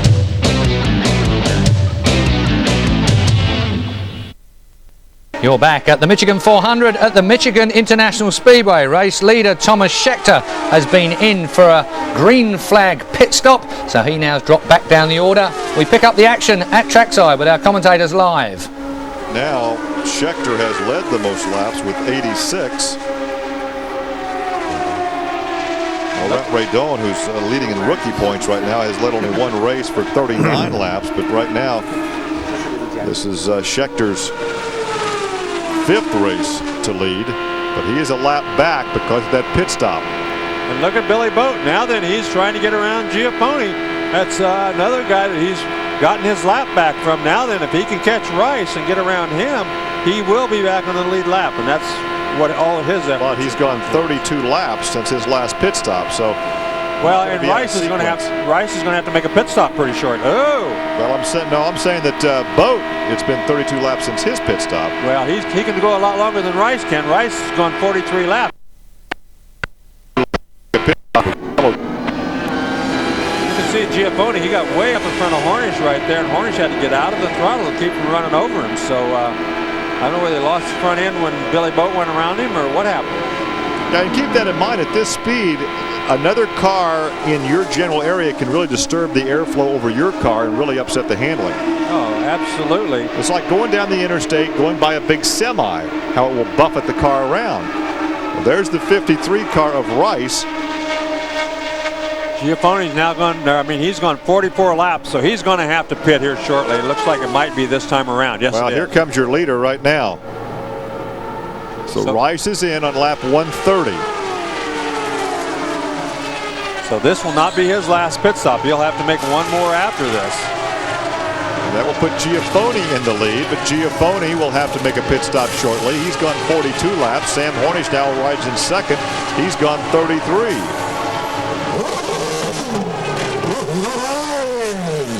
Rice once again does a good job getting out of the pit area without stalling the engine. You could hear it. Didn't sound like he had it in first gear, and he didn't want to go the first time, but he got the revs up and got it going. So he did a nice job getting himself in and out of the pit area in good shape. And there goes the leader, 1 lap down. You can see how much time you lose. It's all the slowing down and speeding up time that really costs you. So he is a lap down to those guys right now. Once again, the question is, how far can these guys go on a tank of fuel? Only 35-gallon tanks behind the cockpit on these cars. They're powered by 3.5-liter engines. And a couple of years ago, they reduced the fuel capacity from 40 gallons to 35. And your leader still out there with 44 laps since his last stop. Well, I believe if the yellow doesn't come out sometime soon, this is going to be a very critical part of the race. These guys are all going to have to stop. Hornish and DeFerrin can stay out longer than anybody on this segment. And if something should happen while they're still on there and they get a yellow flag, they can get a huge advantage on everybody else. There's a look at Cheever. Cheever has that helmet painted up like the Arizona state flag. And Cheever now back in the 8th position. Yeah, he's run 46 laps, so he's going to have to pit pretty shortly. He cannot stay out there much longer, because if you run out of fuel while you're on the racetrack, it really costs you more than it's worth. You have to make a pit stop before you run out of fuel. Almost like running out of fuel on a road course. It's exactly tough to get around and get back. Well, he's trying Cheever right now some 12 seconds behind the leader, which is Giafoni. Giafoni has led for the 3rd time this afternoon. Yeah, he's going to pull in this time by. He ran it as long as he could run. Couldn't wait any longer and has to come into the pits and get fuel. So did everything he could, but he just will give the lead to Hornish.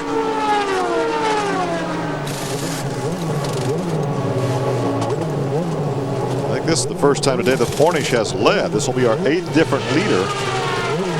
Now that's Cheever that's in the pit area. I don't think Cheever came in. Yeah, it wasn't Giafoni, it was Cheever. Here's Giafoni. Now you can say that this is the first time. This will be the first time that Hornish has led today, and this will be our 8th different leader. How's that? That's right. That's exactly right. Whoa, he almost overshot his pit. There's a clock on Giafoni. As Hornish goes to the lead, DeFerrin second, Renna and Sharp, the 2 Kelly teammates, running in 3rd and 4th. Yeah, Giafoni did a nice job as well, getting in and out of the pit area, smoking those tires, but he did a great job getting in and out of the pit area. But once again, you can see, there goes Hornish. He loses a complete lap, as we see that Hornish leading DeFerrin, and that's probably Thomas Schechter in between them, a lap down, and trying to get that lap back. So very quick on the racetrack, but having to pit before everybody else. Schechter right now is in 8th position, but all those other ones. Everybody in front of him. Giafoni got back out though. Giafoni is in. They're showing him in 6th position after making that pit stop. So we just have to cycle through all these pit stops and see how it shakes out as we come back live from Michigan.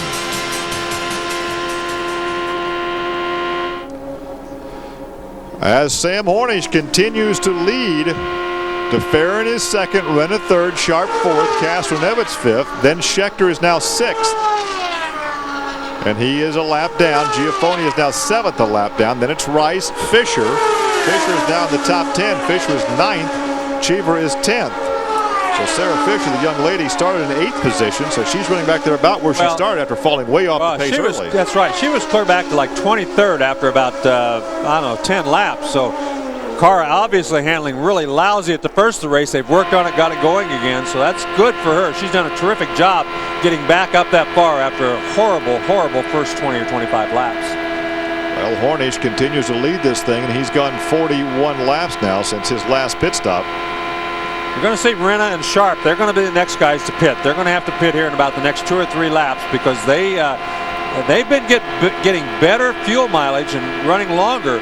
But what enabled DeFerrin and Hornish to stay out there longer is they made pit stops at the very end of that last yellow. They went ahead and dropped back to 10th or 12th position. But here comes Hornish. They knew that they could stay out there a little bit longer by doing that. Hornish looks like he's headed for pit lane in the service of Kevin Blanche, Rocket Man, and the Pennzoil Panther team. And so he drops off the leaderboard. On lap 140, your leader makes his 3rd pit stop of the afternoon. Sam Hornish, adhering to that speed limit, comes to the attention of Kevin Blanche and the crew on the Pennzoil Panther team, and that will give DeFerrin the lead. once again, everything seems to be going very smoothly. They want to make sure they've got all that fuel in there, though. They would take every second. Oh, he killed it again. That's the third straight time he's killed it. Boy, that's a huge. You must have a clutch problem with that thing.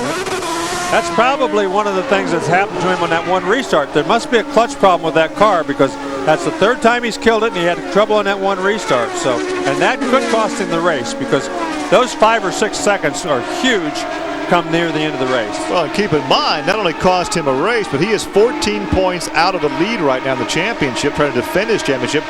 Just a miscue like that or a bad clutch could cost you the championship. Right, and here comes DeFerrin, so he too is going to have to make the pit stop. Everybody will be back on cycle here as soon as Sharp and DeFerrin and Castroneves all make their pit stops. Well, Sharp will lead again, the second time today for Sharp. We've had 8 different leaders of this event. As we cycle through these green flag pit stops, Sharp will have to come in. Sharp came in, so he will not lead. It's him and the second car back on the thing, so it's Castroneves leading.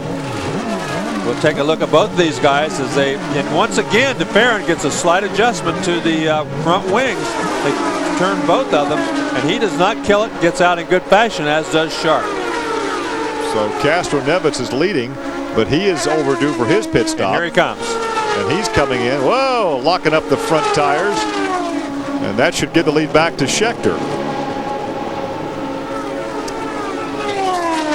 Pit stops so important, because the drivers and the crews all have to do their jobs. There's Roger Penske taking a good look, and the captain always on the mark. Well, as Rick Reineman and the crew goes to work, adjustment again on the front wings. Those front wings have been very important today to make adjustments to keep everything in tilt, and once again the Penske crew does their job extremely well and gets him out without a hitch. So Scheckter will be showing at the top of the leaderboard, where he has been throughout much of this race. So Greg Beck doing his job handling the pit stops, and Scheckter doing his job on the racetrack. And it really would be interesting with all the races he's got a chance to win if this becomes his first win with all the controversy this week. Well, a lot of it's going to depend on the number of yellow flags. If there aren't a lot of yellow flags near the end of this race, then everybody is going to have to make another pit stop. Those pit stops are made on lap 144. That means they'd have to run 56 laps on one tank of fuel, and nobody can do that. I don't think anybody can do that under any circumstances unless there's a 20 lap under the yellow. So we could see a time pit stop, just a splash and go late in the race. That might be the big break that some of these guys get over Scheckter.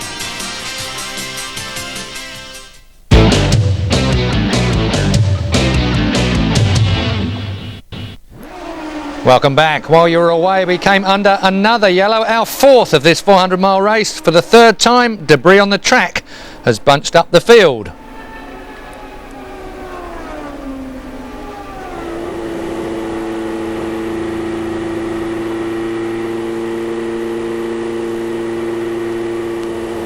It's been 25 laps since his last pit stop. Rice has had 18 laps. So both of those guys are going to have to make another one. You'll not see them come in. Giafone the same way. It's been 13 laps. But for some of these other guys who are near the end, like Renna and Sharp, they both have been stretching their fuel mileage longer than anybody. I would expect those two guys to come in and get fuel and try to stretch it out. That's the only way they're going to win the race. Well, some of the drivers that are not really or have not been in contention are pulling down along the pit apron to make their pit stop. There's a look at Scheckter. He has led virtually all the laps under green, with the exception of the ones when he was in the pits and getting serviced and getting back up to speed. So he has been the dominant driver here this afternoon. Well, those pace car went in, so they will get the green the next time by, it appears.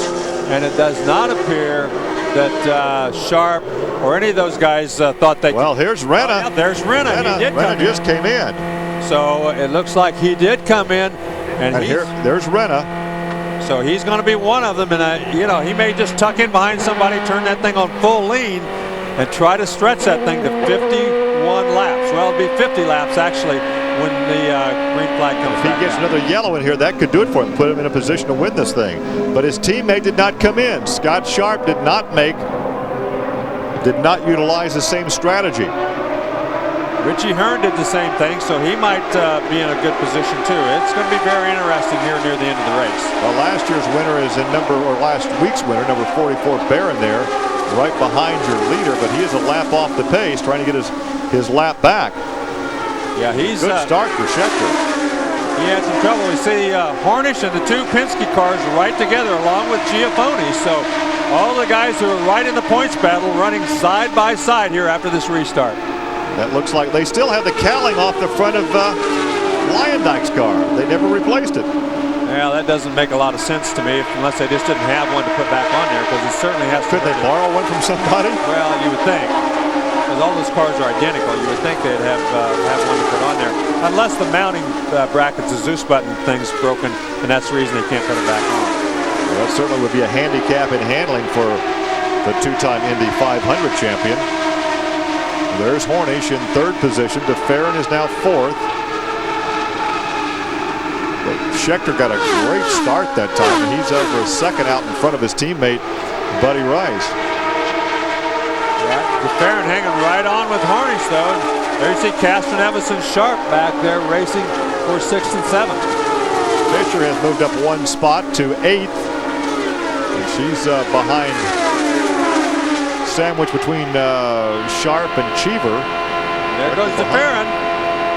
DeFerrin got to the inside of Hornish, drafted him down that front straightaway, and just blew on by him. Here comes Hornish. Oh, rev limiter. Hit the rev limiter, yep. He's got that thing. He runs sometimes 3 top gears, and that's one of the reasons he doesn't get real good on the restart. He may only have 2 here today, I'm not sure. But they'll run one with just a couple hundred RPMs lower, and he's obviously shifted into that lower gear to try to gain some advantage on some of these guys. And when you got it in that lower gear, you're also using more fuel. 153 laps now complete. Scheckter continues to rack up his laps led. He was third coming in, and Sarah Fisher goes by Scott Sharp. Sarah Fisher suddenly on the move, doing what we had expected her to do all year long. But this is really the best race that I've seen her run after falling clear back to the rear of the field after about 15 or so laps. Oh, look at Sharp. He started on the outside and almost got pushed up in the gray. Well, she's had a couple of podium finishes. She's finished second before, and third. Was locked into a contract with Walker Racing when the season began, and Derek Walker simply did not have sponsorship to run the team, and so she was released for the month of May so she could ride with the Robbie Buell Rainbow team. Fourth place is her best finish this year, and it's really her only finish that I remember in the top 10. So well, she's had a second, third, and a fourth, just not this year. Not this year. So I'm saying fourth this year is her best one this year, and I don't think she's been in the top 10 any other time. Well, Scheckter continues to lead the parade as you ride along with Sam Hornish. He's following Gilles DeFerrin right in front of him. The 2 Red Bull cars running first and second. DeFerrin Hornish running third and fourth with Giaffoni right behind him. Now then he's got that draft. Is he going to try to pull down and go around? Doesn't look like it. He's going to be content to run right behind DeFerrin. Well, you talked about Sarah Fisher. Her best finish was a 4th at Nazareth. And then she's had a 24th, 16th, 14th, and 22nd. So this is the first time she's really been competitive since Nazareth. Competitive? Look at this. She has gotten around. She's tucked in behind Hornish. She's up to 5th. Oh, she's up to 5th. She's going for flip. She's going by Hornish on the inside. Where did she come from? Unbelievable. I don't know whether they must have put an extra 2 cylinders in that thing on one of those pit stops, because all of a sudden she is just absolutely one of the fastest cars. That last lap, she was the fastest on the racetrack. Over 219 miles an hour.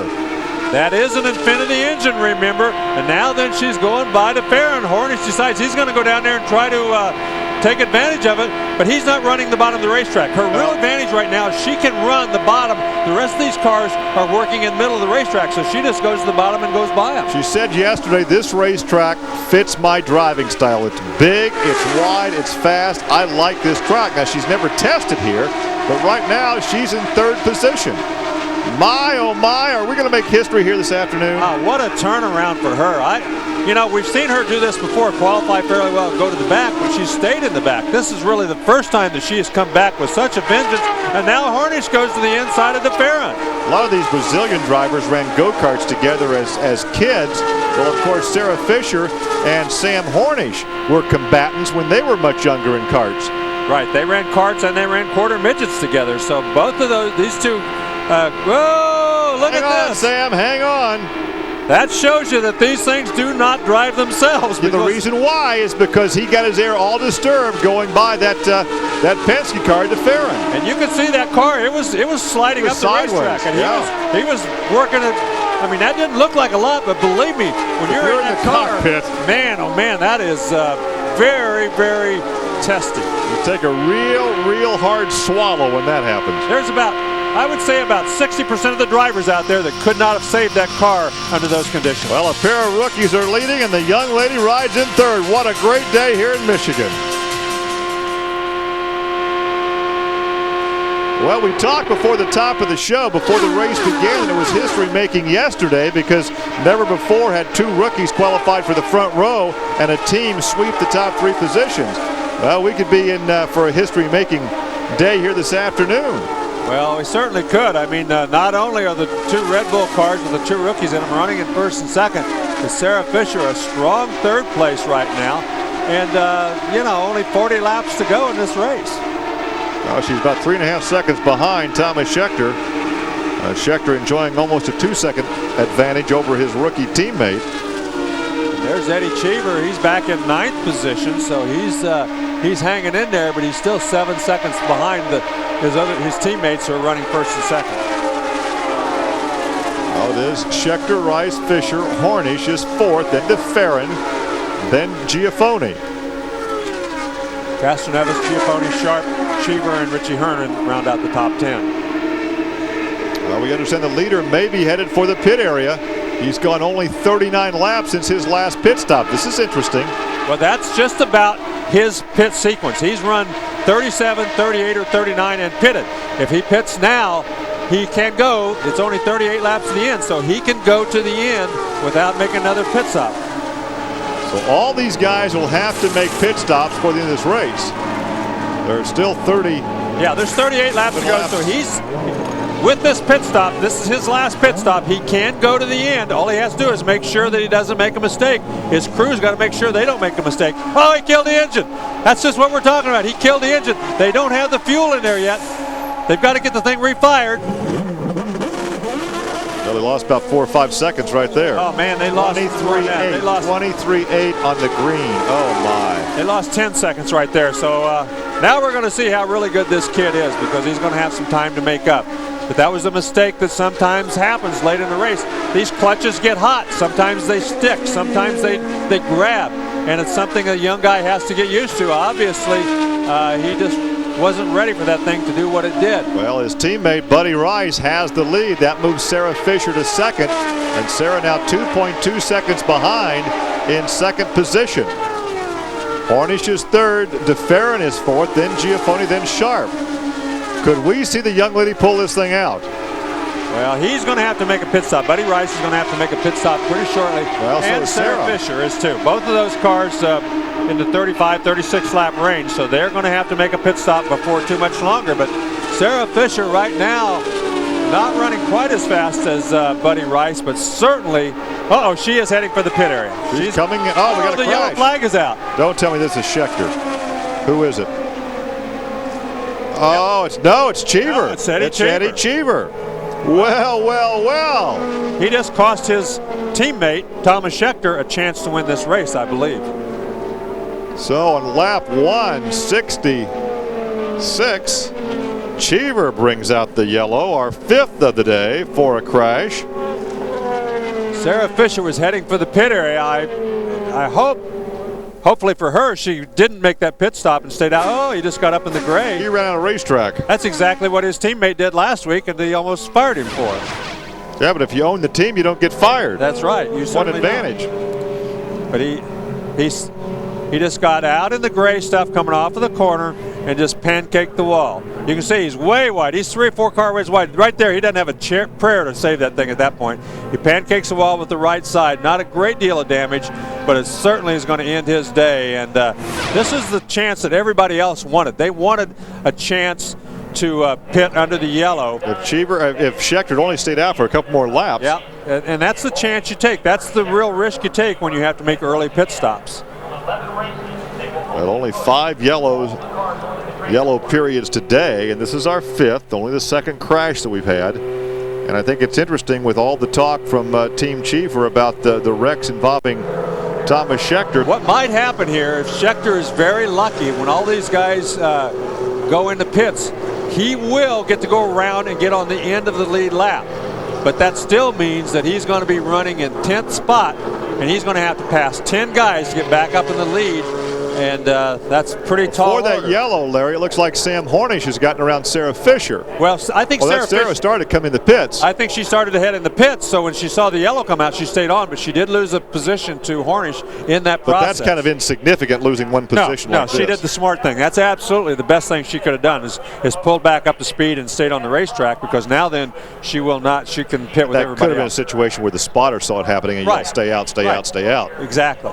And that's why the spotters are so important, because she wasn't watching the yellow flags at that point.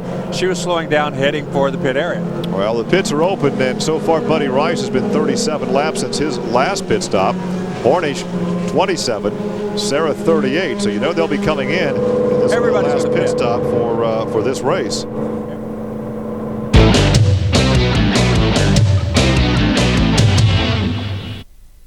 Welcome back. They're still recovering Eddie Cheever at the moment. He's been in the wall, for those of you that might have just joined us. Still here in the studio with me are Paul Cherry and Christopher Tate.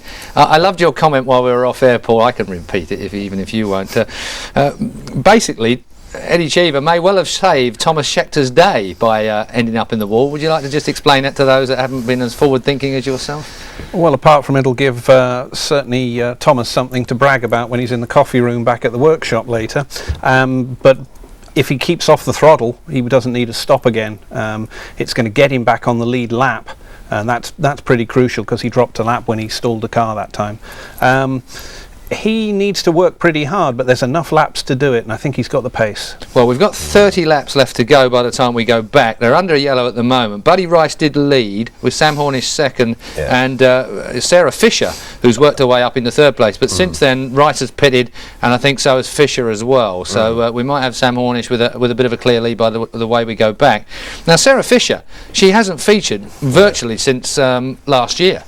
Well, that's right, and we were talking before the race began about Sarah's recent troubles. She had a tremendous race, and do you remember it was Miami, wasn't it? It was Miami, the first of the series. And she so nearly won that, right at the beginning of last year. And after that, she had 1 or 2 quite hard impacts with the wall, Keith, and she really did not enjoy the experience. Derek Walker, a man well known to Paul and I, decided after a while to drop her from the team, and it looked as though she was out. She got picked up again now this year with the Dreyer and Reinbold team, which was going to be the team that was going to run Johnny Herbert, you may remember, in the Indy 500. And Sarah's suddenly come on strong. Obviously she's got into a happy groove here. As the commentators over there were saying, she likes a big wide track, and she's been being very bold in and out of the traffic. So she got a good break by not being caught in the pits under green when the yellow incident happened. But we must all have a quiet chuckle, thank heavens Eddie's absolutely fine, about the fact that he drove it into the wall by himself, because that's exactly what he's been giving Thomas Schechter such jip about all through this season. And now he's gone and done it himself. I should imagine Paul was talking about what Thomas was thinking about his race strategy and so on. I'm sure he's had a moment to have a quiet chuckle as he went past his boss. Well, we are under our 5th yellow of the day, 2 of them only under crashes, the rest have been debris, and we can take a look now at the last of our incidents with that Eddie Cheever. Without the smile on his face, you can be sure, as he just got on the marbles, rubbed it up against the wall and unceremoniously pulled our 5th yellow of the day out, and no doubt a wry smile on Thomas's face as he drove past, seeing his boss jammed in the wall. I have to go back to the early season, and I said right at the beginning of this show how Eddie Cheever was very diplomatic at that particular time when Thomas took him up into the wall and took him out into the wall. I mean, if I'd driven for him, I'm sure a P45 would have been hanging over the wall for us. But he's persevered with Thomas because he's a great talent, I think. without a shadow of a doubt. The kid's got raw speed, bravery by the bucket load. You just can't help but admire him.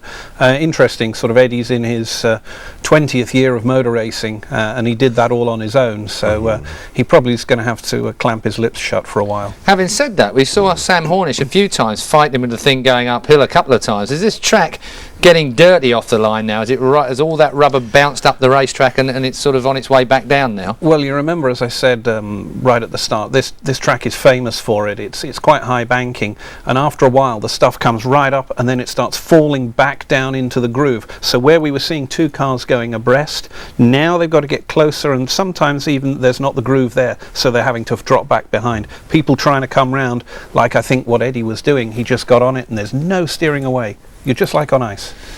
So Sam Hornish right now is in the defending champion is in a good position, isn't he? Yeah, he could have done without stalling it as he came away from that pit stop. You know, that is losing you just those extra. Well, if I could just halt you there, because try and avoid your smiles if you can. Here's Eddie Cheever with his excuse. Hopefully we'll have a chance to get a comment from Eddie. Problem earlier. Your teammates have had some troubles in the pits. Not a good day. What happened in your incident with the wall contact? I had a rough time in the beginning to get the car going. In the end, I was just running too high. It's 100% my fault. I got caught up in some dirty air behind Hearn. We were trying to leapfrog each other. I went up too high, got in the marbles, and that was that. Not a very good example, but definitely my mistake.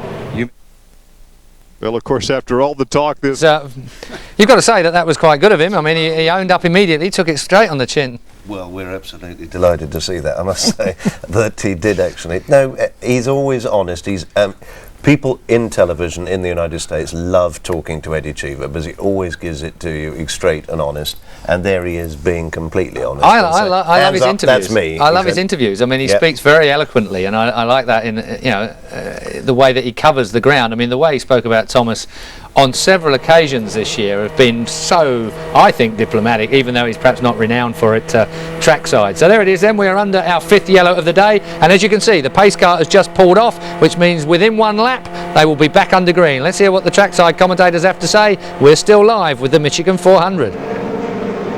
They're going to be trying to blow by all those guys. Well, look at this gap between first and second. What's wrong with Sharp? Oh, I see. They're on the backstretch. They're on the back straightaway, so he's got time to get back up there. Lyondike's had a miserable day. Lyondike is the only lap car in between. Sarah Fisher has a huge break because there's only one lap car in between her and those other guys. I think Schechter and Buddy Rice both have several lap cars between them. Well, we're showing Fisher in 8th position on this restart.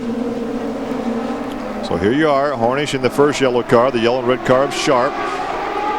And once again, he's not getting a good start. Now, he's had that problem before. Now look at 3 wide. 3 wide here at Michigan as they come back for the restart. And look at him jockey for position. There goes Giafone. Giafone tried to get down to the inside. So Sharp didn't get the start that I thought he was going to get when he pulled alongside Hornish. Hornish comes out of that scramble in second. Everybody else scrambling for positions back there. Hornish does come back into second position as DeFerrin got a huge lead on everybody else right now. Look at Sarah Fisher. Sarah now in 6th position. She got a huge run down on everybody else and got down there. 3 wide. Now then it's Hornish she's going by. And Hornish just went from second. He went second back to about 5th or 6th, and he's definitely got a problem. That's not Sam Hornish. It may take that car 2 or 3 laps to come in, but remember he did that on one other segment. He had a bad set of tires or something happened and he fell way back, and he's doing that again this time. Well, Jill DeFerrin on that restart now has the lead with some 24 laps to go. And look at Sarah on the inside. They're 3 wide. Here comes Hornish again. Hornish now tucks in behind the number 8 of Scott Sharp.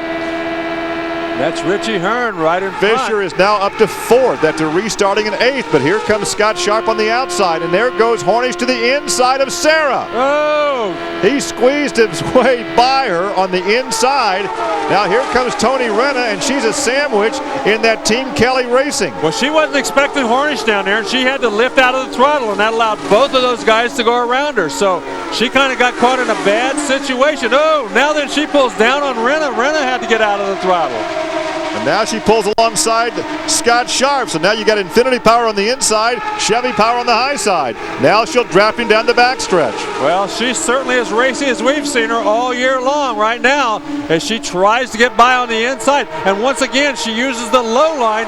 She's been very fast on that very bottom of the racetrack where nobody else seems to want to run. I announced a race one time, a midget race that she won at Winchester. When you win a race at Winchester, you've got your act together. It's a half-mile super high bank track, and look at the Penske cars side by side. Battle for the lead. The two Penske cars side by side. Giafone running in third. Trying to figure out this. Giafone going to go to the inside, make it 3 wide down the backstretch. Oh, and both the Penske cars have to get out of the throttle and let him go. Richie, look at Sam Hornish. Sam almost got into Sharp. Sharp had to back out of the throttle. He loses a position to Dare. What a wild finish, 3 wide. Richie Hearn to the outside of both. Look at Sarah Fisher right in the middle of all this. She ducks to the inside. Look at this. 3 wide. Sarah's going for second. Sarah Fisher is up to second position. Can you believe this racing, Larry?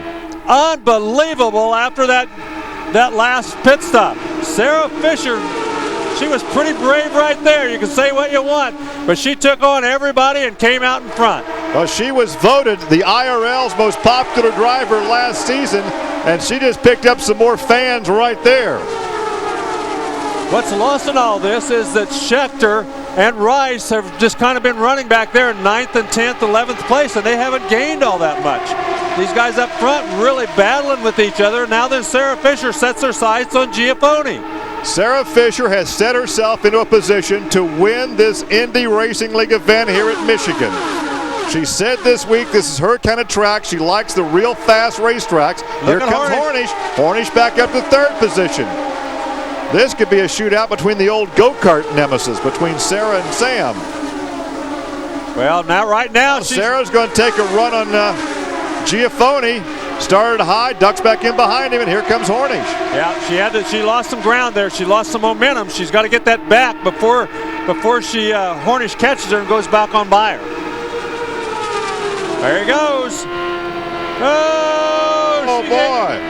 She gave him no room whatsoever. No, and he did a smart thing by getting out of the throttle. I think he saw that at the last second and got out of the throttle, but boy, she absolutely gave him no room down there.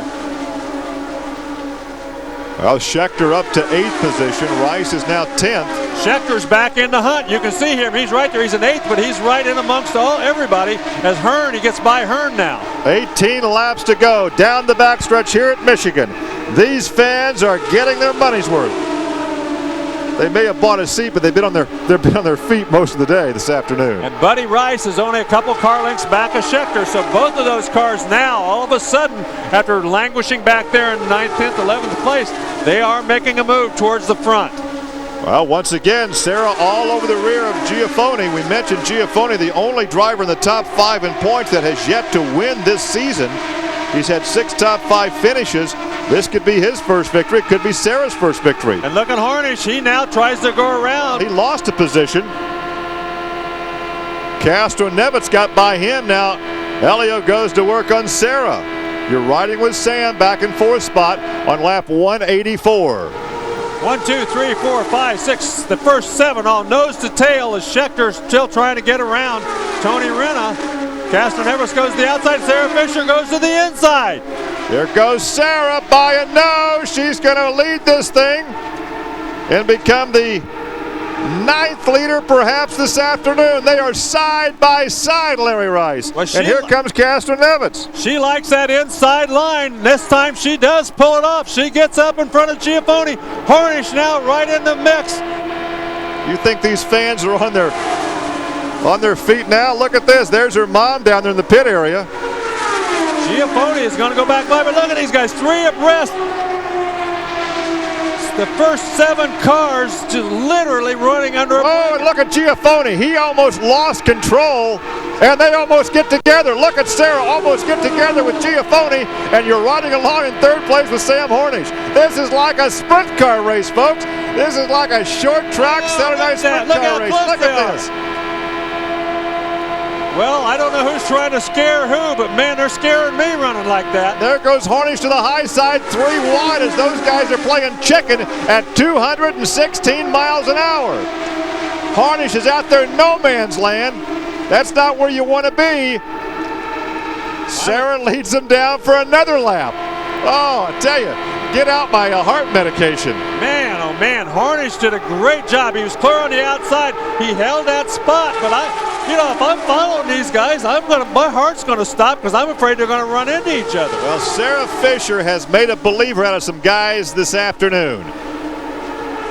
I tell you what, that last lap when she and Giafoni went side by side playing a game of chicken, how close will we get and not touch? And here at comes 216 miles an hour. Here comes Schechter on the outside. He's got a fast car, but he's got a bunch of fast cars in front of him. And he's got to get around them, and you got to use the draft to do that. So he's up to 6th position. Here he comes. He's got the Penske cars right in front of him.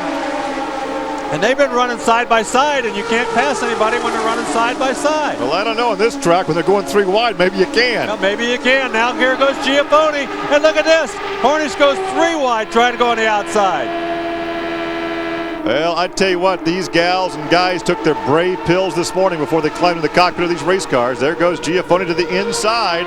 If he gets to the inside of her, he's going to push her down. He's going to push her down, but she said, I ain't have no part of that, buddy. And look at this. I'm really shocked she stayed with him on the outside. Her car's been handling so much better on the inside, but look at Schechter. He's up to 4th. Giafoni by a nose. Here comes Sarah back. Then it's Harnish. Then it's Schechter. Holy smokes, these guys are racing like there's no tomorrow. We had a shot of Sarah's mom. I wish we had a shot of Thomas Schechter's mom, Pam. She's watching live in Cape Town, South Africa. She's not here, but Schechter's up to 3rd. Now he's going to go to the inside of Sarah Fisher. You honestly didn't think he had a shot, did you? After that last He had a lot of cars back there, but he's certainly... And Greg Beck and his team...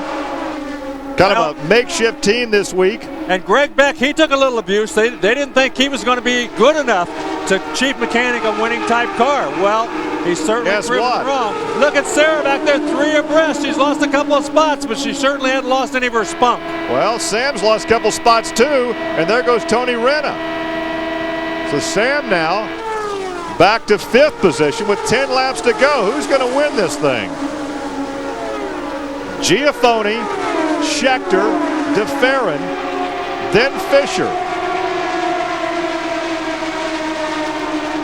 DeFerrin got a good run off of that corner. There's a lap car up in front of them. You can see everybody trying to break that draft. Billy Boat, the lap car you saw in front of lap back, he's in 13th position. Right now there are 11 cars on the lead lap. Sarah Fisher now running in 4th. Tony Renna in 5th. Sam Harnish is the one that's fallen back. Oh, look at this. They split boat as Giafoni went high, Schechter went low, and here comes DeFerrin. There's a battle back there for 4th between Sarah and Renna. DeFerrin got a huge run coming off of that corner, and so did Renna as he goes around Sarah. Nope, he doesn't go around Sarah Fisher. She doesn't give up that easy. Man, oh man. Or should we say lady, oh lady. Yeah, whatever. Castroneves tried to get to the outside of Harnish, and Harnish took him right up the racetrack. Everybody on their feet here at Michigan. And there goes Schechter on the high side. Schechter trying to take the lead. He's led the most laps here this afternoon, tries to take the lead on the high side. And here comes DeFerrin.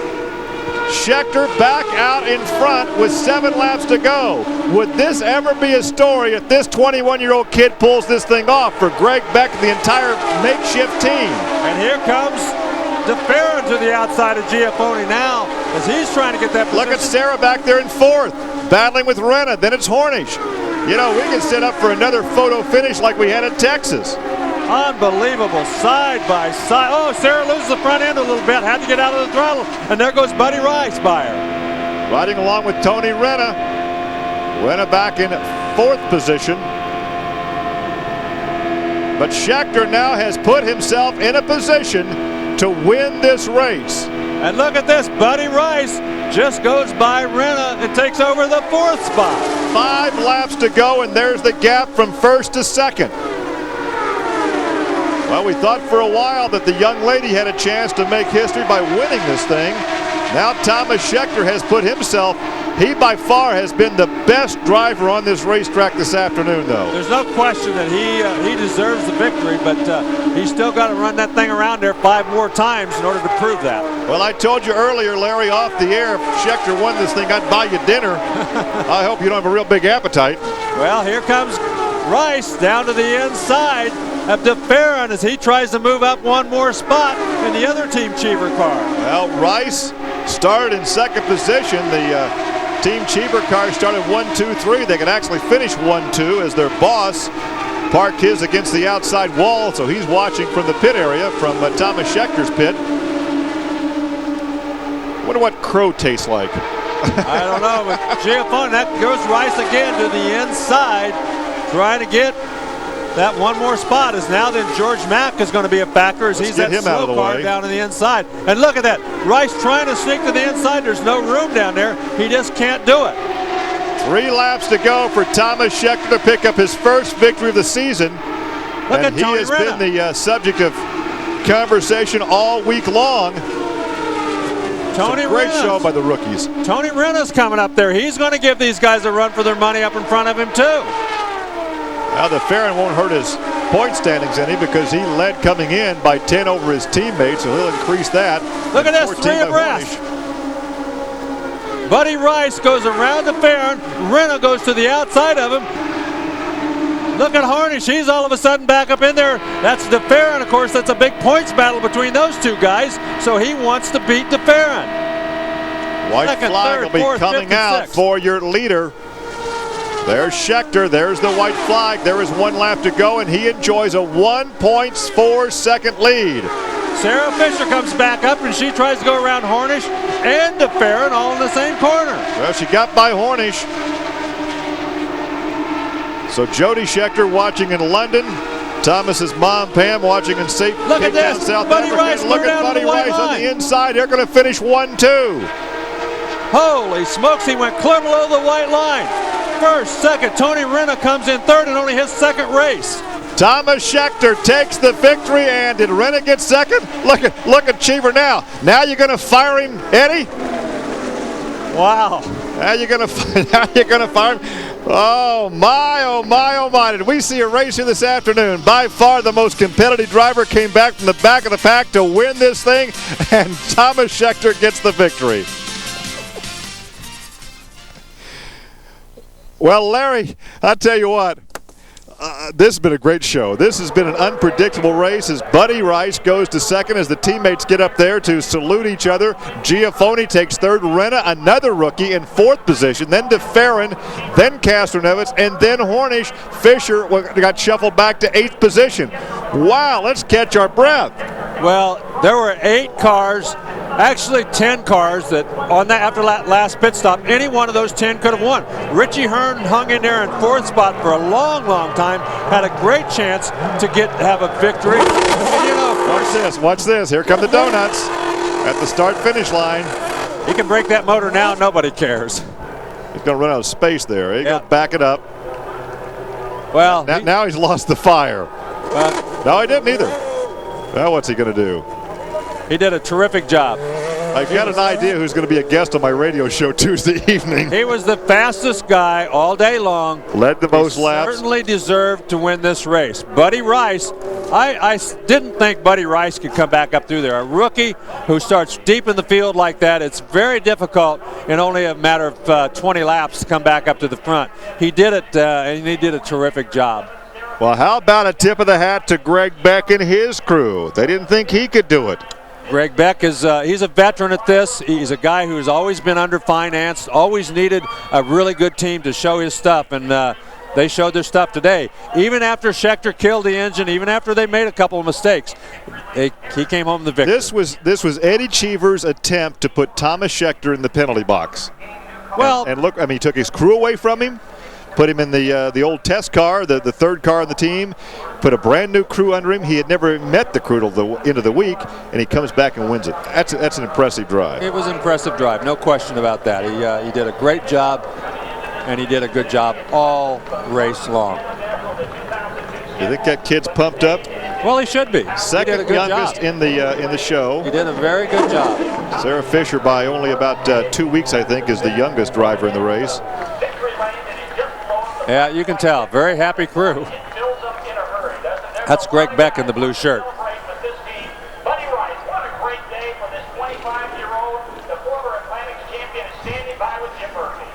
We are back here in Michigan, and Thomas said, hey guys, take it easy. Just help me out. Don't grab everything here.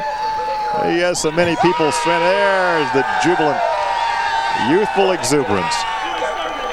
Well, the youth certainly shined here today. Well, a rookie wins, a rookie finishes second. Last year's Rookie of the Year finishes third, a rookie finishes fourth, and DeFerrin and Castro-Nevitz. Then it's Sam Hornish in the seventh, then Sarah, then Scott Sharp, Richie Hearn. And I tell you, what a great show here in the Irish Hills. Unbelievable. And like we said, there were 8 or maybe 10 cars that had a legitimate shot to win that race after that last pit stop.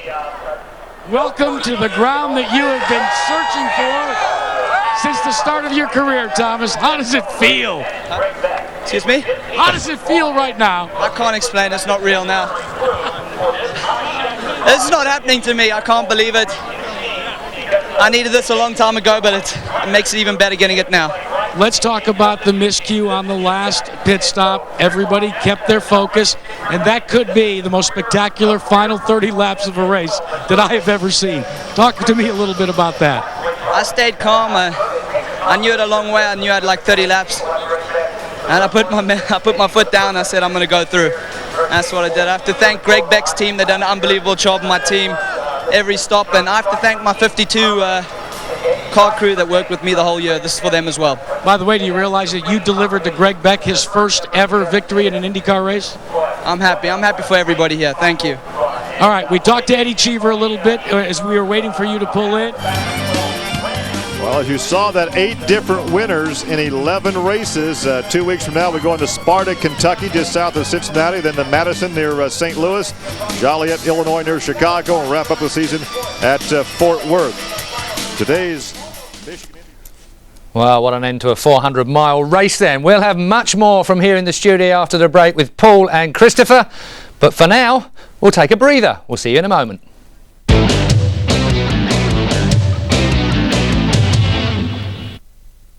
Studio after today's Michigan 400, and with me still are Paul Cherry and Christopher Tate. Well, we did talk when we came on air about these big long 400 oval races. It's usually the last few laps that count, and I have to say they were breathtaking. I thought we were going to be in for at least one more yellow with the shenanigans that were going on, 4 abreast at sometimes. Yeah, I would not have wanted to be a spotter for any driver in the top 10 there. That was absolutely chaotic, and you have to say that it was good driving that nobody wound up in the wall. Well, okay, let's say that. I mean, we talked about spotters earlier on. Now, the spotter is stuck on the top of a grandstand somewhere. He's keeping an eye on his driver, and basically he's the guy that says yay or nay as to whether he's passed someone or not passed someone. I would think that they would have been absolutely silent during the whole of that, because it was adrenaline that was driving. Without a doubt. I mean, the drivers there were just going for every gap that was available, and let's be honest, there was very few gaps there that people were pushing. I have to come to this. I mean, Christopher, I mean, I might well be out of school here, and we do make the odd joke about women drivers, completely in light-heartedness, of course, but Sarah Fisher looked to me like she was being ganged up on there by a lot of the male drivers around there. I mean, there's obviously a lot of ego flying around here, but the fact was that she was having to drive disproportionately hard as they were dropping across the top of her and wiping her up the hill. I mean, it looked to me to be very aggressive. She did extremely well, I think, not to get pushed either up or down off the track. But I don't think, in fact, much as it makes a good story, that it was because she was a girl that she was being chased. But you've got to counter that it did look aggressive. It looked aggressive, but the real issue is the 2 Penskes and Hornish and Giafoni and a number of others who were in the shake-up at the end are in there for this championship, and they really can't be doing with someone getting in the way of that sort of ambition. And I think that's really what it was more about. They gave Buddy Rice a rather easier time, but it's hard to tell when you're doing 230 miles an hour whether you're just behind Scheckter or just behind Rice. And so he wasn't being pushed around in the same way. Yeah, but Sarah Fisher was being pushed around, but she coped very well. I'm going to have to just shove this a fraction further as she was, I feel, because I do feel that I mean, visually, I've never driven this type of car, I've never been out on a racetrack like this, I've never seen driving quite as aggressive as that. I mean, they were down below the white lines at certain points, but Sarah, to me, looked like she was getting a rough ride. If you were her team manager, how would you have viewed it, Paul? You have been a team manager in kart for some years. It was a good race. I mean, I would agree entirely with Chris. You know, as I said to you, it's the last 20 laps that matter. And if you looked at the lap counter there, all the action started at 20 laps to go. Everybody was there pushing and shoving. And Chris is dead right. There are championship points here. This championship's only got 4 more rounds left. So you need every score on the door. You cannot... And Sarah, good as she is, has got no points worth a light. All the main contenders there want maximum points, and you've just got to take it any way you can. Well, she was the lady that apparently was in the way. She got shoved down the field. I wonder how she felt about it. We're going to find out right now because she's talked to one of our pit reporters. Wow, that was something else. The entire grandstand was on its feet, jumping up and down when you came through to make that pass for first place. Was it as exciting for you? That's the first time that I've been able to really drive a race car and drive an Indy car. And, you know, Mark's the first engineer I've wanted to keep since '99. The car was absolutely perfect the whole race. We got a little bit understeer at exit and in the draft there in the lead pack, but I think we did an awesome job. From where we've come, we've only had this team for, you know, a couple weekends, and we've kind of got a weekend warrior deal going for fueling and all that. So I think we're doing a superb job for Smart Blade. Was it a position where the top 8 cars could have won that race, depending on where you happen to be positioned in the draft? I think if it had been 10 laps later, we'd have had a different 1, 2, and 3. Last year, your confidence was so low, and I know you were discouraged. It's so good to see a smile. How about inside? You feel like a different driver? Well, I tell you, I made a couple comments out there that were a little dirty, but, you know, I think, you know, we've got a car that's going to stay there, so if that's the case, I'm going to take it into every corner as deep as I can. What can I say? She sounds pretty happy. She sounds like she's back on top form, considering the lean period she's had over the last year, let alone the psychological disadvantage that she's had, in as much as that obviously when things didn't work out for her, she slipped down the hill, then she got fired effectively. She's on her way back now. She says that the car... How important is it to keep a crew chief that you're happy with as well? Is it a real personal relationship, Paul? Absolutely. I mean, the confidence in your crew is what makes you go as deep as she did then. I mean, you know, she was, if you remember, right on the bottom. She was on the best part of the groove, and she kept her foot flat in it. And that indeed, talking about keeping crew chiefs, Keith, is what makes this performance all the more remarkable, because young Scheckter was in the spare car with a scratch crew, headed up by Greg Beck. I was about to say Jeff Beck, but he used to be a guitarist, didn't yes, he? Yes, indeed. But Greg Beck used to run Beck Motorsports himself as a small little independent team, and now he's crew chief for one of Cheever's squad. But that's a remarkable performance, because the guys he was talking to on the radio and who were changing the tyres for him when he came in, he'd never met them before this weekend. Well, that's Thomas Scheckter. He is our IRL race winner, and you've got to say he's a rookie. He set pole position. He's got the gentleman's set now, hasn't he, really? Pole position. Haven't quite worked out if he had the fastest lap yet, but who cares about that particular one? And he's certainly got the race win. And you've got to say, Red Bull Cheever Racing, there's a bit of celebrations there of Thomas Scheckter. Just getting rid of a set of tyres, not to mention the Infinity motor. And let's Infinity motor, let's talk about the Infinity motor. I mean, again, cynics would have said that motor possibly wouldn't have done the 400 miles at the pace it was going to do. There was a question mark over fuel economy as well. Certainly it was quick in qualifying, Paul, but it's done the business today, front 2 cars. Well, without a doubt. The engine program is run by Tom Wilkinshaw Racing in Kidlington, overseen by Bernard Dudo, who was responsible for the Renault V10s in Formula One. So they've got some pretty solid people behind that program. It's a little bit disappointing that Nissan have decided to abandon their program and go just into the junior series. But I think they've probably seen the writing on the wall with the big cousins coming in to dominate the series, and I'm afraid they're going to. It's the writing on the wall that brings me nice and linked to Eddie Cheever, team boss, of course, because he was only one of 2 to write on the wall today.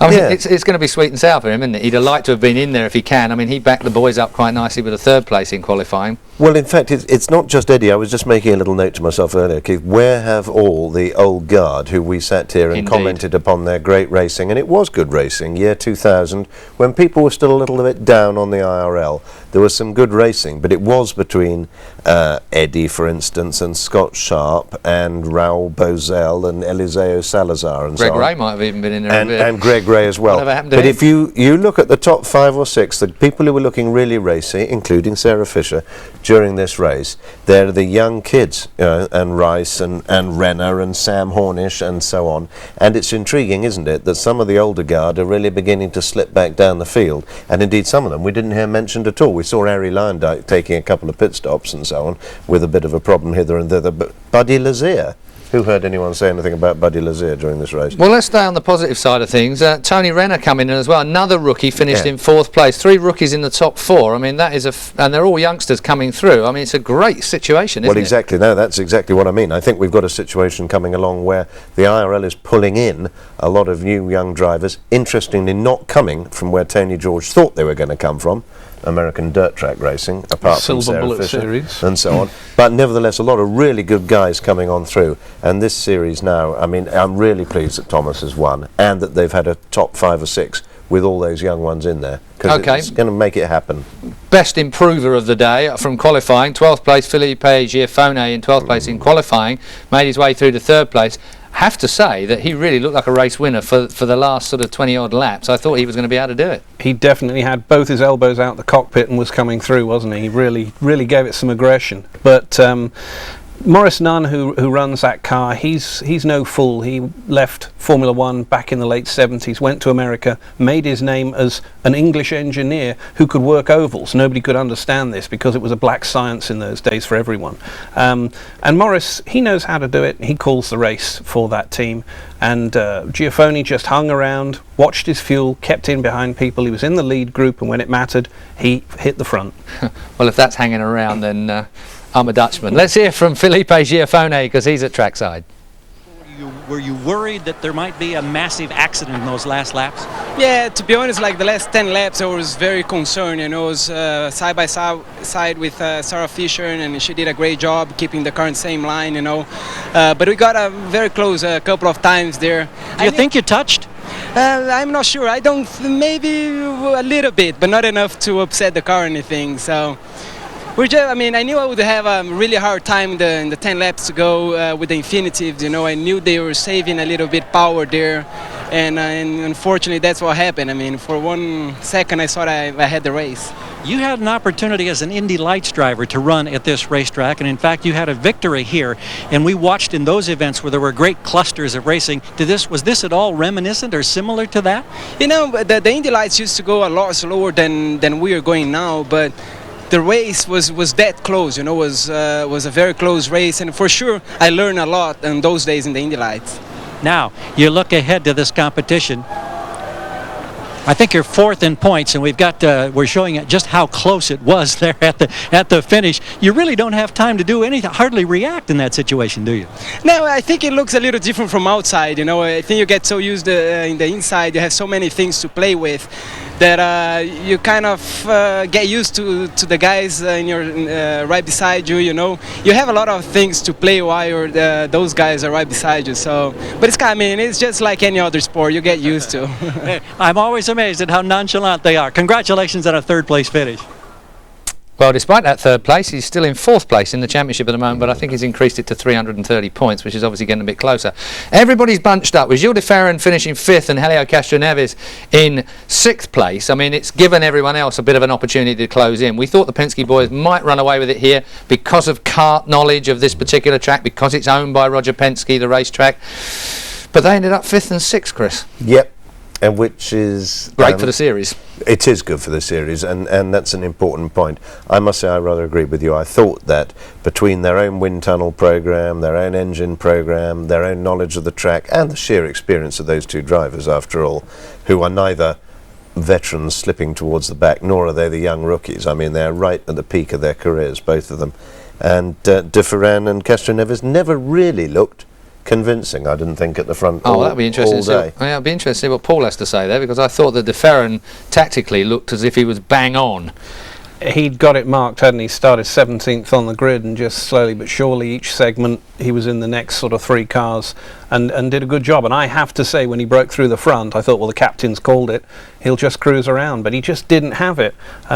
It may have been a case. I mean, those Infinity engines were damn strong there, and you know, you'd have to say De Ferran was probably third in the Chevy race today. It was one of those really interesting races. Felipe Giafone, I think I said not once in here, I probably bored you with it, that I thought his car looked so good out. It's so fast down the back straight. It definitely looked like he'd got the legs.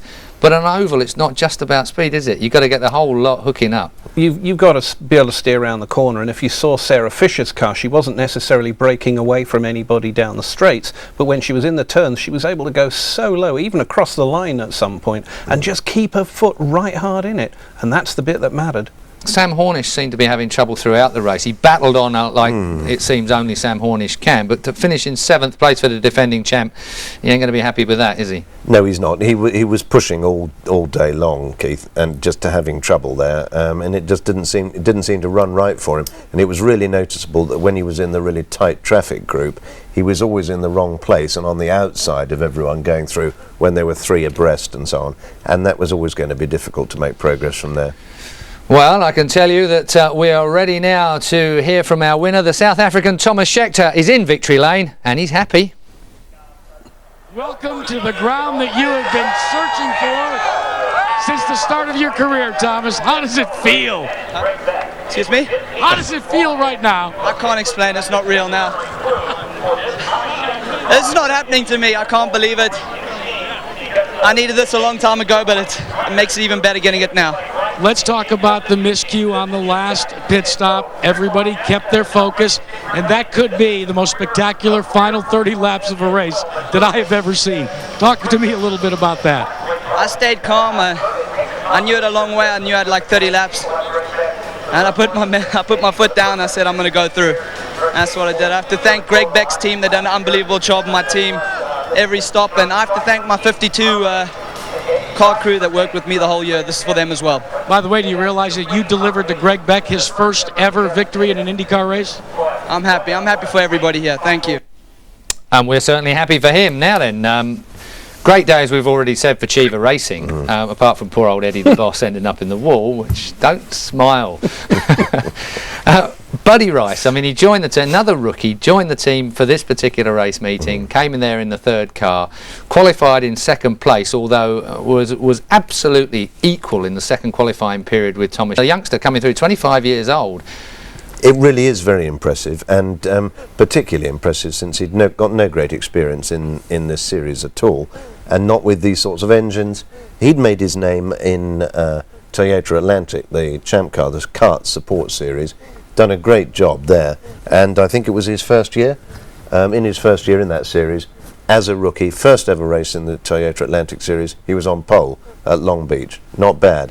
But there's an interesting little link to what we're about to go on to, with Jeremy Shaw commentating in the United States for us for the kart race from Vancouver, because Jeremy every year organises a trip to Europe for promising young American road racing talent.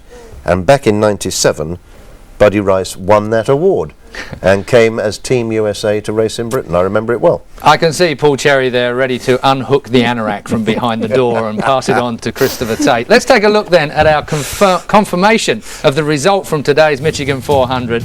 Well, there it is. In fact, that's an interesting situation. That is the Infinity Pro Series that went on earlier on today, of course. AJ Foyt Jr. there, finishing in front of another famous name, Harry Lyondike Jr. That's not really the one that we want to see at this particular point in time, but Infinity Pro, well, that's a feeder series now, and it's in full flight. It will be the people that take the Infinity motors next year. We won't see Infinity in the IRL. But that's what happened with the Infinity Pro Series earlier on. That's the round 3 result. We'll be covering that a little bit during the course of the year. And hopefully we will have the final result for you from today's IRL in just a moment or two.